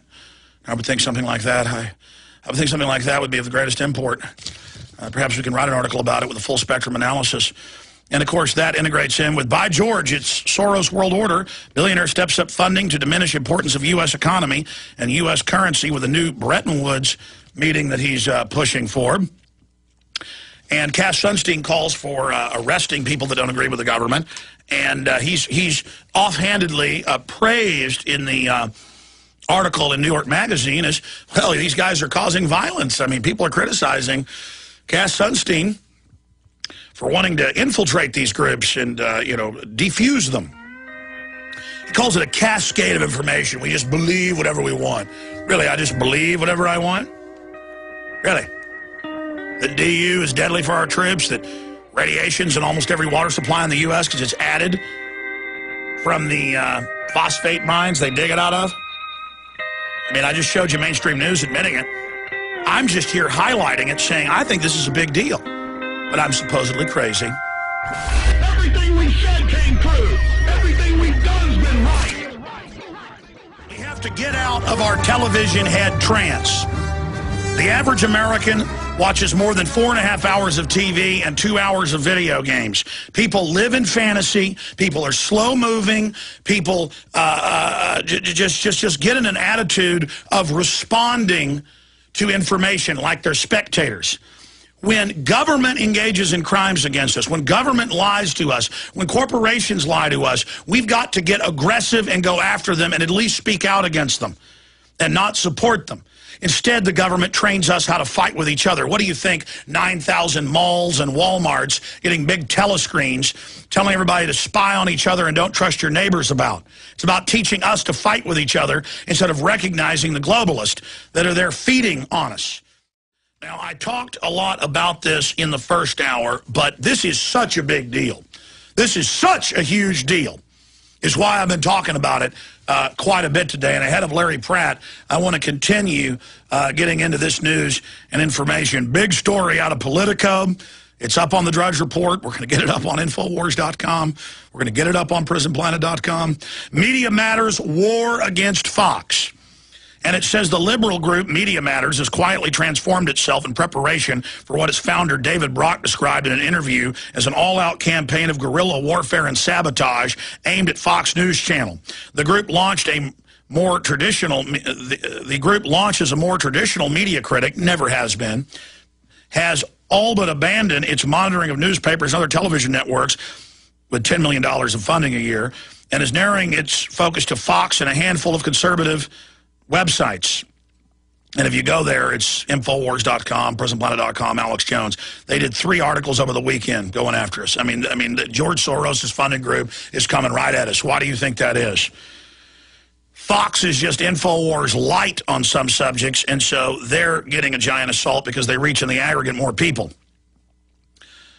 And a group of conservative websites, which its leaders view, and we're listed on here, ladies and gentlemen. We're listed. We're the ones to be under attack. We're the ones already under attack. We're the ones set for all this new phase. And are we even aware? Are the listeners aware? Am I fully conscious and aware of this? Are we so dead inside that we don't even recognize what's happening? Do we even see? Do we even know? Do we even care? Do we? And the Washington Examiner asked the question. They ask, is it criminal? Is Media Matters breaking the law in its war on Fox News? And it goes on. Conservative websites they're targeting, which its leaders view, George Soros, the leader, as political organizations and the nerve center of the conservative movement. That's the real conservative movement, anybody who isn't for world government and total enslavement. The shift reflects the centrality of the cable channel to the contemporary conservative movement, as well as its loathing it inspires among liberals. These aren't liberals. Thomas Jefferson was a liberal. These people aren't liberals. Liberal means freedom, not tyranny. Not least among those donors who fund Media Matters, staff of about 90, who were arrayed in neat rows in a giant war room above Massachusetts Avenue. The strategy that we had towards Fox was basically a strategy of containment, said Brock, Media Matters chairman and founder and former conservative journalist, adding that the group's main aim had been to challenge the factual claims of the channel and to attempt to prevent them from reaching the mainstream media.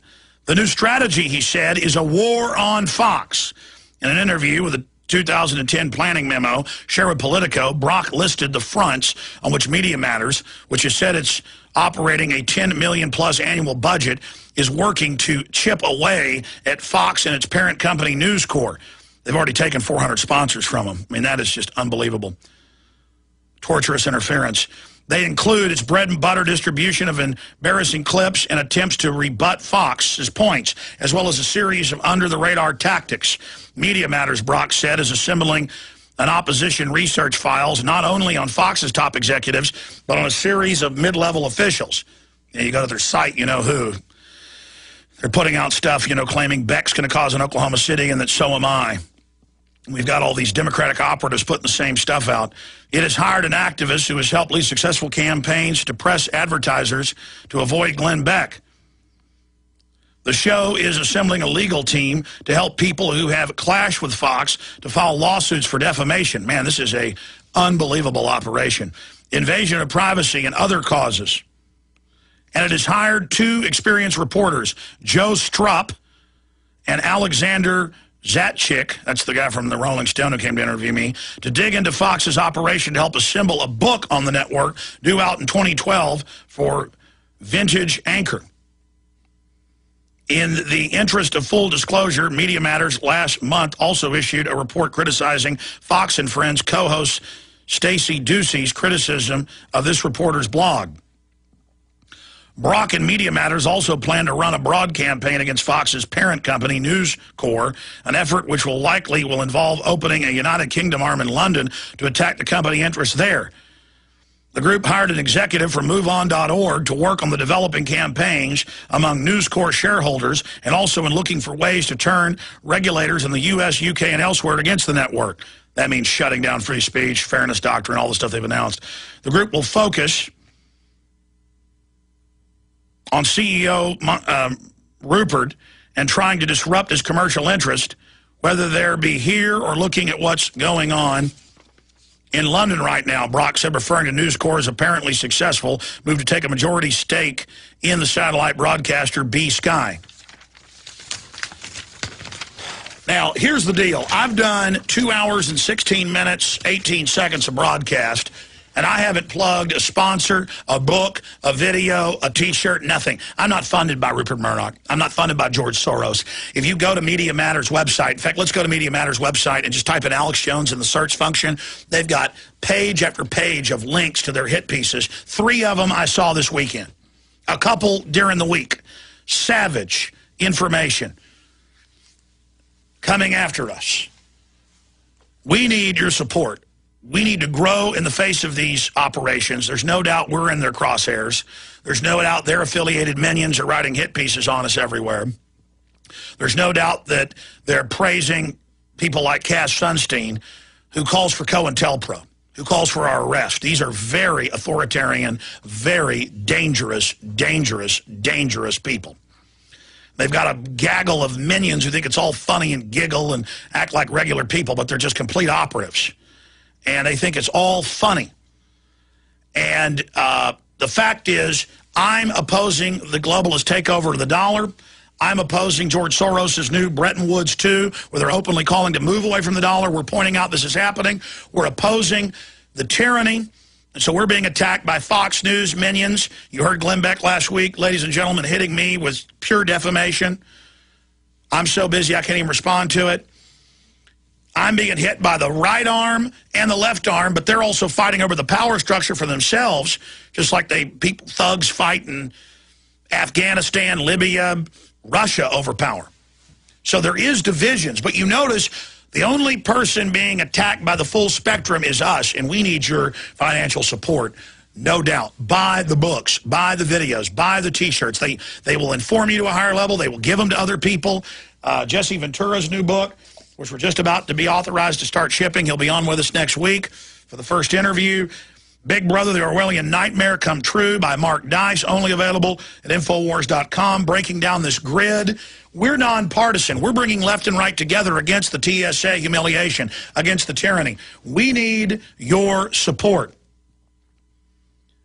because we've already been savagely attacked a lot of ways behind the scenes. They've sent COINTELPRO operatives into Austin, moved them in here in droves to attack us, ineffectual. Now they're talking about savaging us in other ways. We are targeted on Media Matters big time, and we need your support. We need more AM and FM stations to pick up the show, and stations that are carrying it to pick up more of the broadcast. You vote by spreading the word about the broadcast, by getting the word out, by financially supporting us and our local AM and FM affiliates, because we're all going to stand together, or we're surely going to hang separate. And that's going to be my speech to the influential talkers, the main CEOs, program directors of the country, coming up in June. I've never been in more danger, ladies and gentlemen. These people are dangerous. They're not liberals. That's their cover.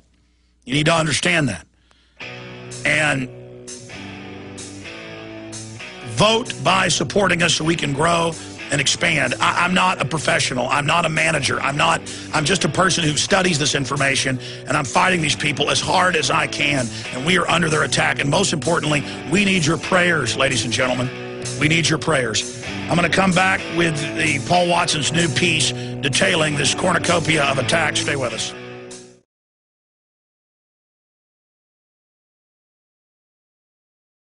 Kurt Nemo is going to do a story about the fact that Politico says that they're going to declare war.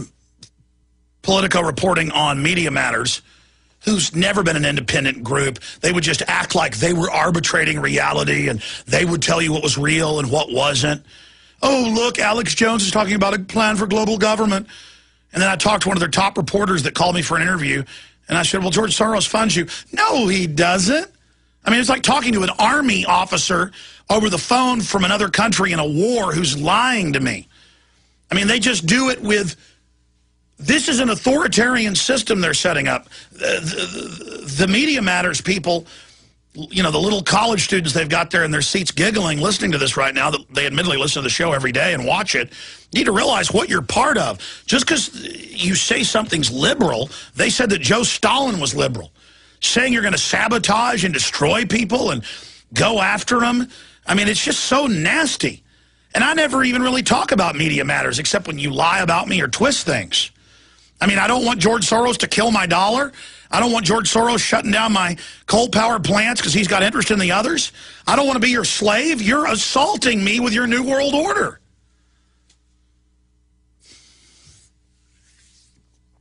But the point is, we're attacked by Fox and by Media Matters. But now Media Matters is saying that they're going to guerrilla warfare attack Fox News and other conservative websites, and you go on their hit list, and I'm right up there at the top with Fox News. I mean, how creepy is that? Paul Watson has done a big report that we won't have time to cover today because our guest is about to join us, Larry Pratt, but I beg of you to get it off of Infowars.com and PrisonPlanet.com. Pseudo-intellectual hit piece emblematic of crumbling elitist media. New York Magazine smear portrays Alex Jones as a paranoid Fox News wannabe while assuring readers that malevolent global elite doesn't exist. No, Fox News is an Alex Jones wannabe.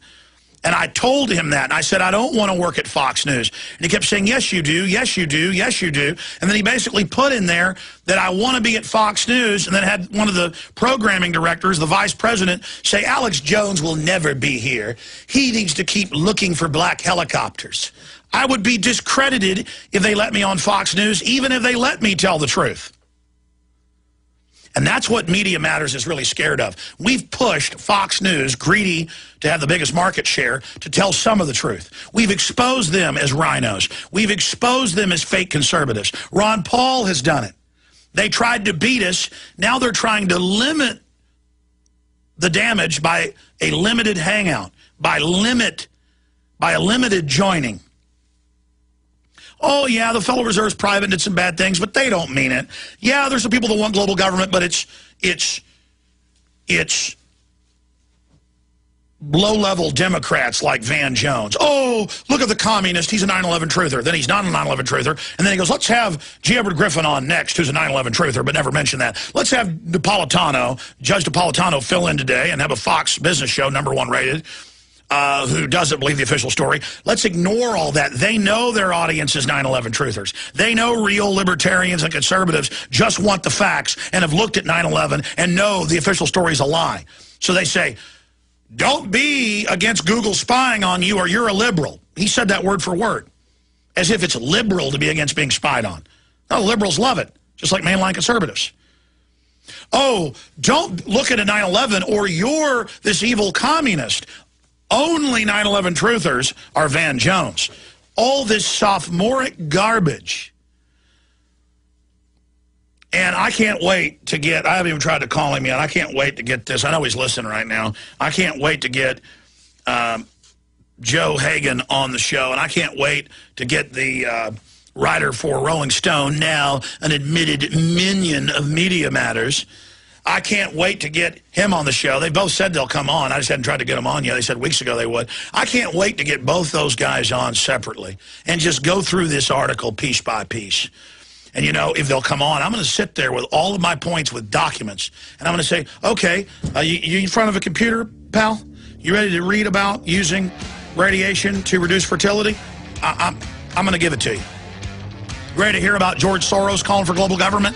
Let me play you a clip of him saying it. How about you stop pretending none of this exists? But the fact that they are attacking me shows that we're very effective. We should thank God for this. This is great news. Visit Infowars.com and PrisonPlanet.com. When you're on the site, you can also tune in 24 hours a day to my daily radio broadcast. There's also a free iPhone app to listen to the syndicated radio show when and where you want.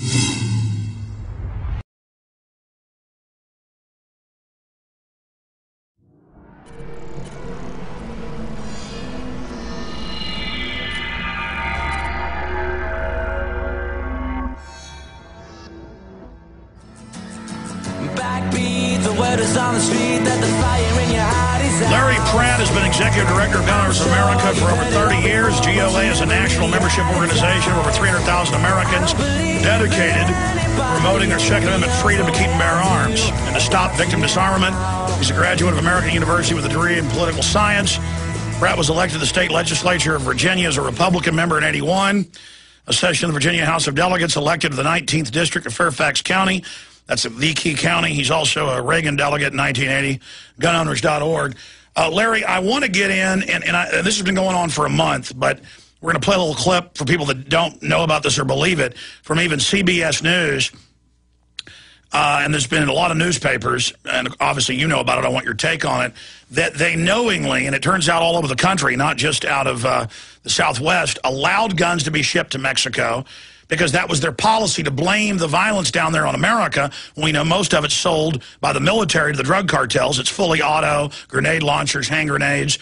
They caught a U.S. Navy SEALs selling weapons to them, so that they could then blame the guns on America and use that as a reason to call for more gun control, which is what the president's now done during the Fukushima disaster, coming out saying he wants new legislation.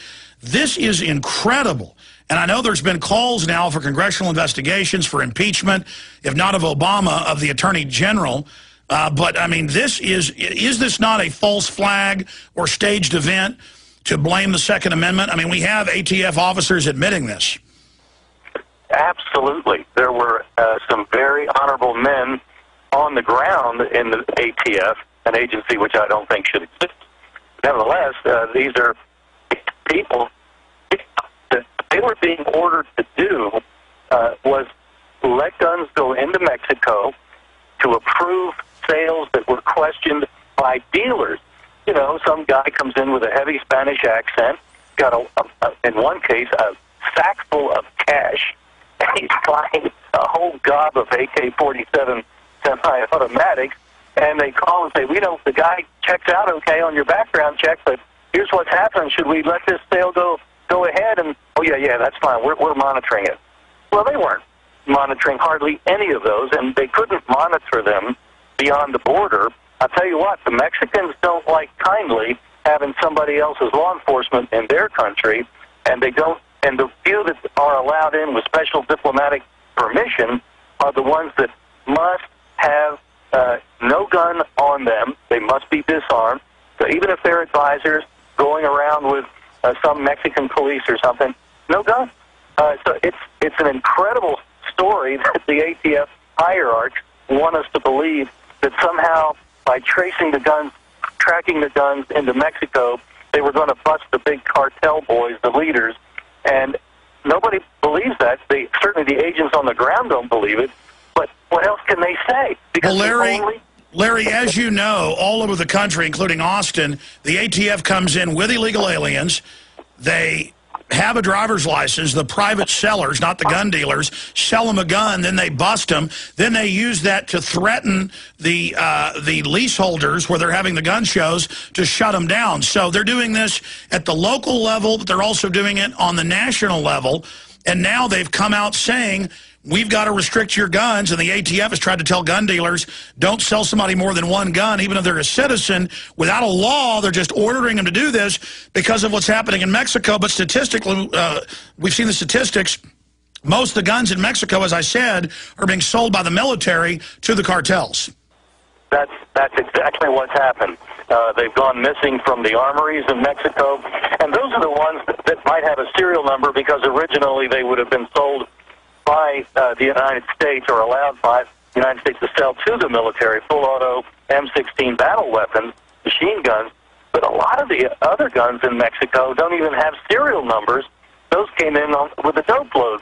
To think that somehow the Mexican cartel needs to go to a U.S. gun show to get a gun is just crazy. And you're not going to find an RPG launcher there anyway. You're not going to find grenades at gun shows anyway.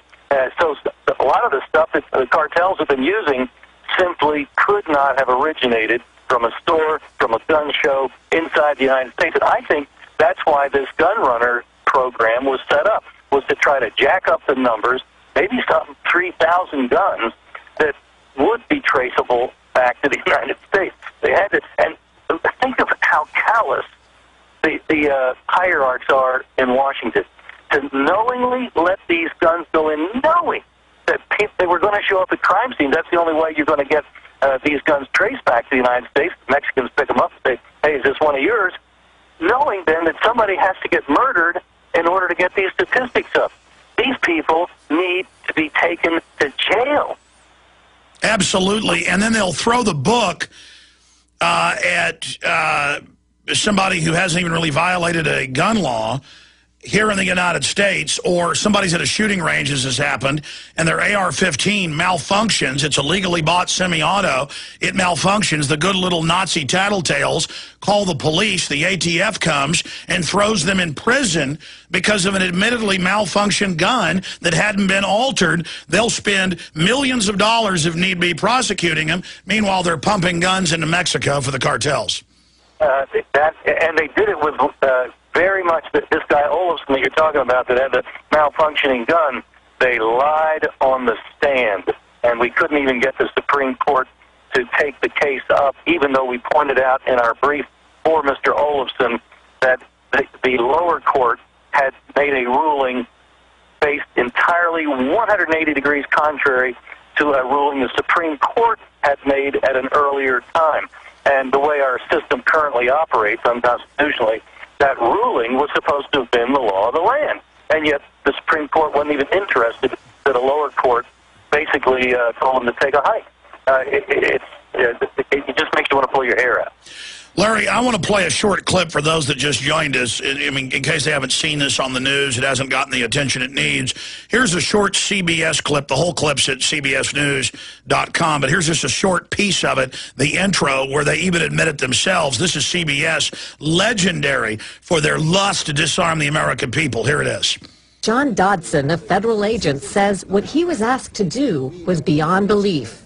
You were intentionally letting guns go to Mexico. Yes, ma'am. I mean, the agency was.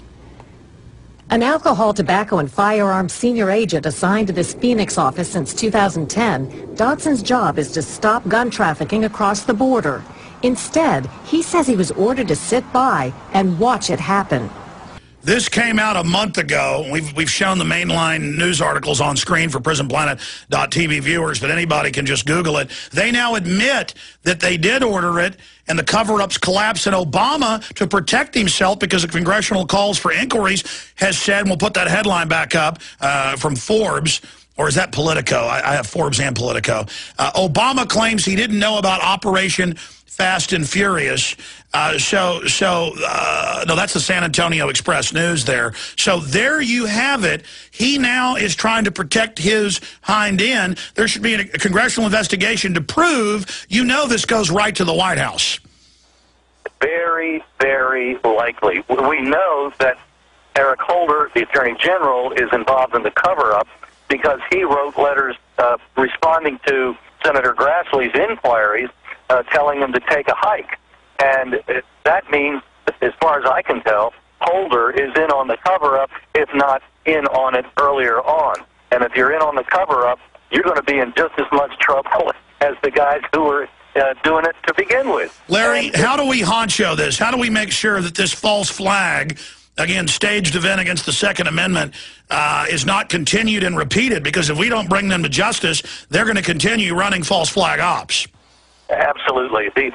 What we're doing right now, and we've just put out a mailing to our members, is to urge, and you can do the same by going to our website at gunowners.org and getting a hold of the latest alert. Better yet, sign up for them there. It's a freebie because we're putting the heat on the Congress. We want members of the House to encourage Darrell Issa to actually hold a hearing. He does have 4 investigators on this now, which is a big step, and we want to make sure that he's fully committed, he's in this all the way, so that the hearings will take place, because obviously they're not going to take place in the Senate. Harry Reid's not going to allow that. Chairman of the Senate Judiciary Committee, Leahy, is not going to allow that. But in the House, they can do it, and they ought to expend a lot of resources.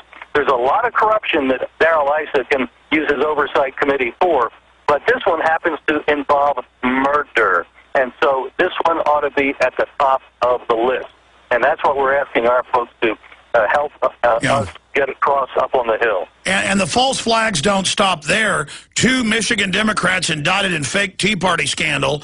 And from the evidence, they went and were going to run a fake Tea Party candidate to basically, say and do horrible things to discredit the Tea Party. Democrats have been caught doing this all over the country.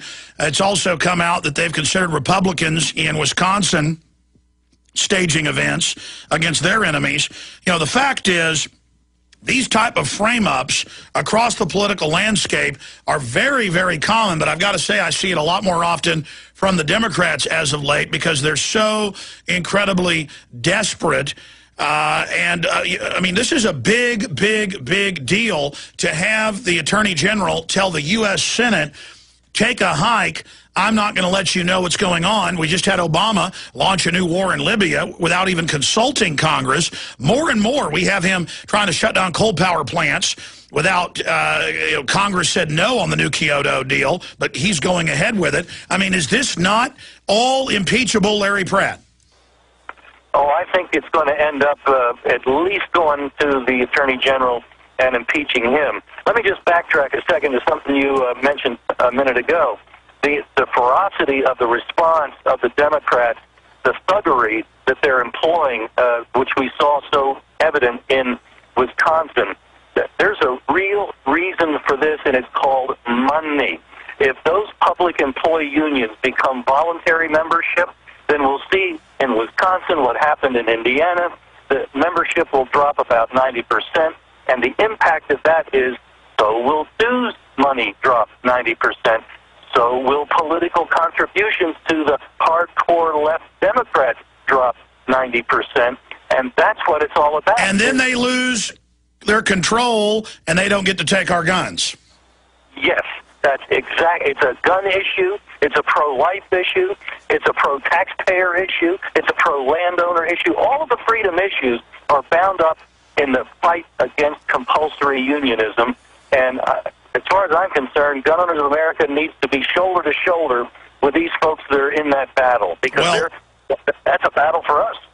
Ron Paul has been outspoken on so many great things. I know he said a few things about this false flag to ship guns to Mexico and then blame it on the American Second Amendment here in the United States. But we need to get Ron Paul, we need to get Rand Paul out front. We need to drag and haul the Attorney General, to haul Obama before the Congress and say, we're your boss, and we know what you did, and when did the president know, what did he know? We need to get this rolling right now, and we could defeat this corrupt political dragon now. Now, shifting gears into another area, I don't know, Larry, if you've seen Media Matters, but if you go to Media Matters, run by George Soros on record, they spend about 20% of their time on yours truly. And Politico reports that they now are going to shift to an all-out campaign of guerrilla warfare and sabotage to bankrupt Fox and destroy them.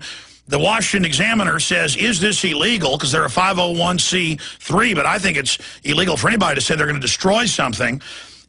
But they said Fox News and other conservative websites. Well, it turns out InfoWars is listed, Prison Planet. So other than Fox, I'm the biggest person they're attacking because I'm anti-globalism. I don't like Soros's Bretton Woods II to get rid of the dollar.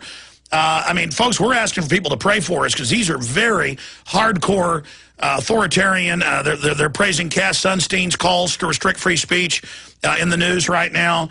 They're attacking yours truly everywhere. I mean, they are so cornered and so desperate. They think Americans, even though the Republicans are rhinos mainly, they realize that we're taking over the Republican Party, that there is a true restoration happening, and that makes them deadly dangerous.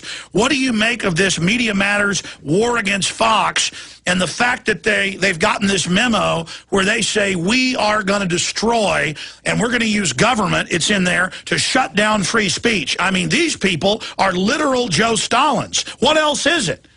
I think you read it spot on, and one of the most alarming comments tells you what would happen if the Democrats were to retake power in the Congress, was a statement by Senator Lautenberg that these conservatives don't deserve the protections of the Constitution.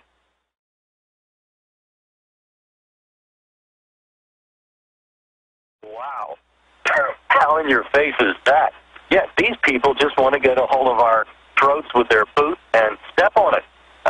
They're all about power. They're not about process at all. The ends justify the means for them, and elections are only important to them when they win. But otherwise, they just want to drive right on through. The heck, they lost the last election. They don't care about that. They'll send the folks over and beat the snot out of you until you agree to say, okay, well, we didn't really win. We'll give you what you want, even though the people elected another party to go and take care of business. And I also think that you made a very important point, that the road to the future and the road to freedom is by taking over the Republican Party. And it hasn't been completed. It's a long way from that, but it's begun. And I think the Tea Party has it all right. They understand that. They're not running third parties. They're not going to divide the vote. They're going to go straight into the primaries and take out the rhinos. And, you know, all of a sudden, Orrin Hatch has returned to his roots of 30 years ago. He's trying to play like he's a conservative again. It's really marvelous to watch.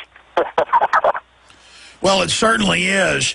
We have an article at Infowars.com and PrisonPlanet.com, pseudo-intellectual hit piece emblematic of crumbling elitist media. That's the danger. Mainline media imploding. Fox News acting like they're anti-New World Order, getting ratings.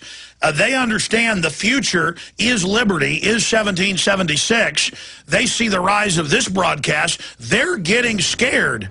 Larry Pratt, I want to talk about the type of dirty tricks we can see out of these folks, but I think to mainline liberals out there who are good people, I mean, how scary is this that they're calling for restrictions of the free press in the U.S. and England, that they're praising Cass Sunstein's stratagem of going after the First Amendment, that they're calling for destroying Fox News.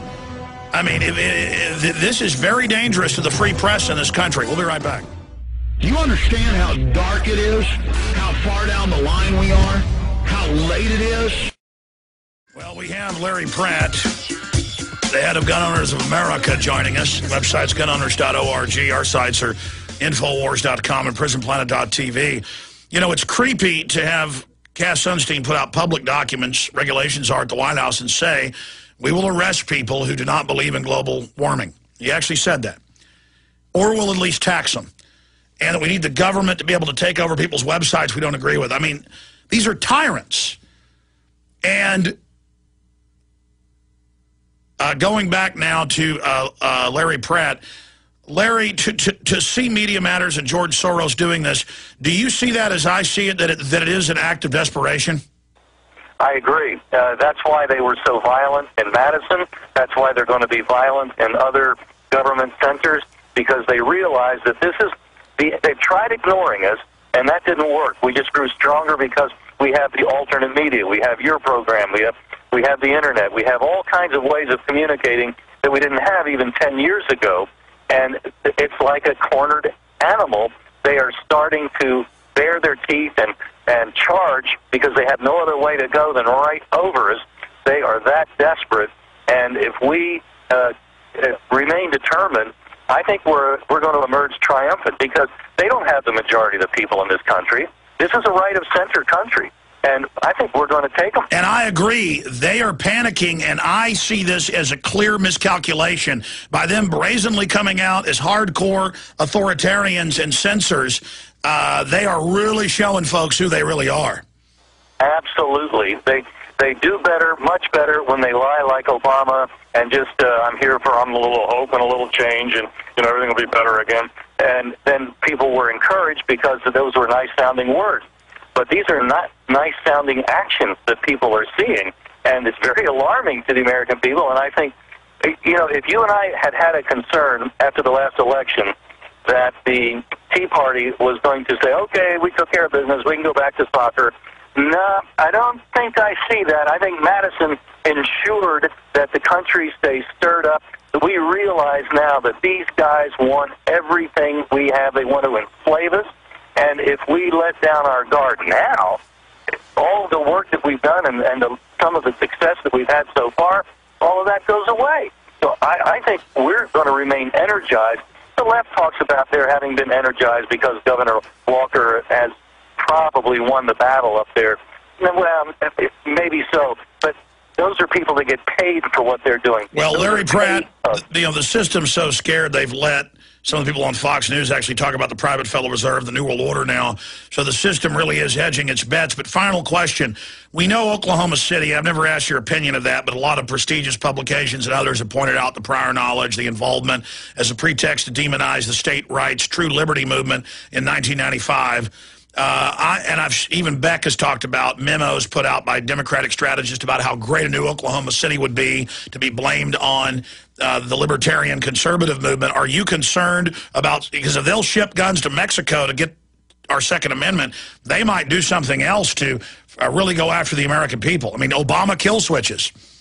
Well, they're capable of anything. My guess is that Oklahoma City, if we keep up the drumbeat, is going to keep them on the defensive. I've been amazed at this reporter, Cheryl Atkinson, in CBS, a very unlikely news source, has had story after story after story on running the guns into Mexico.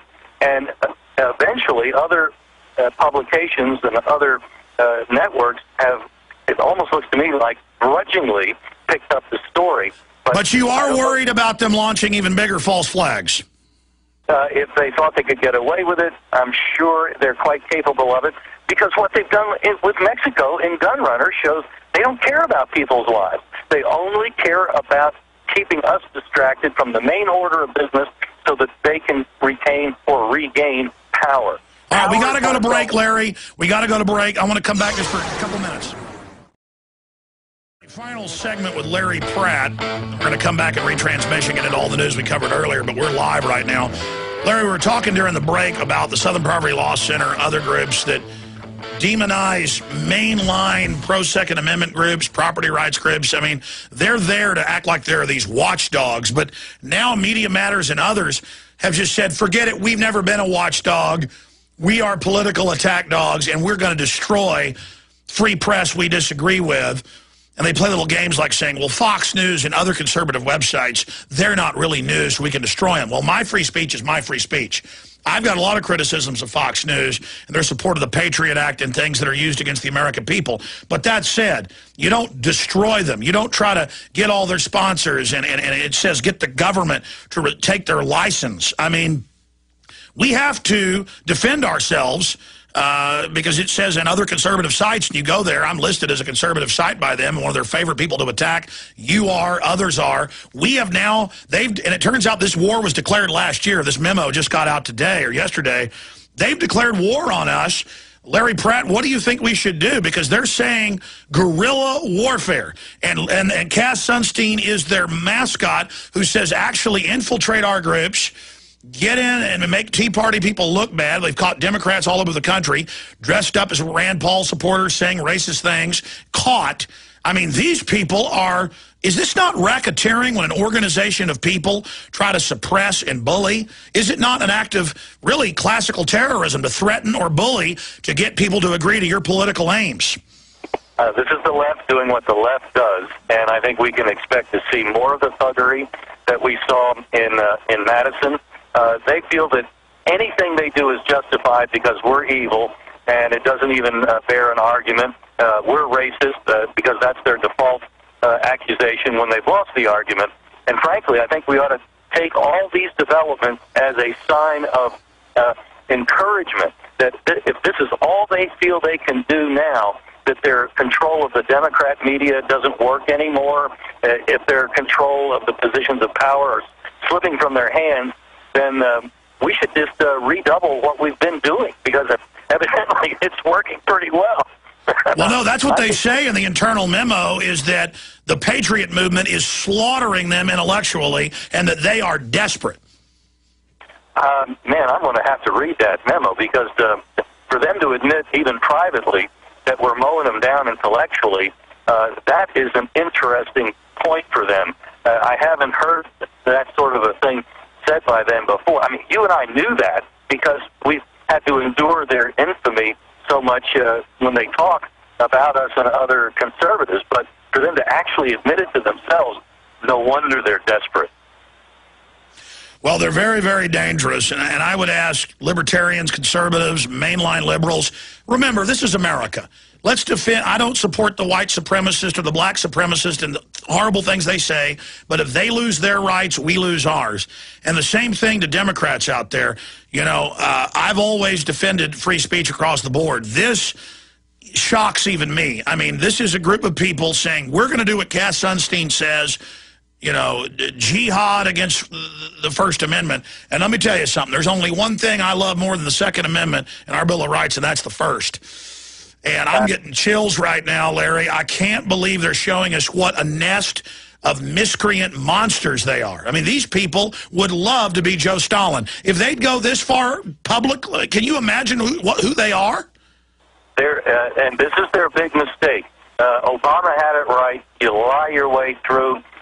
There he is looking. You know, people say he's dithering. He's not dithering. He's looking to find which side the Muslim Brotherhood is on, and then he'll get involved. He's not dithering about the economy. He's tearing it apart. He looks like he's out playing golf and getting nothing done. Don't believe it for a second. This guy is all business 24/7, and his business is the destruction of America.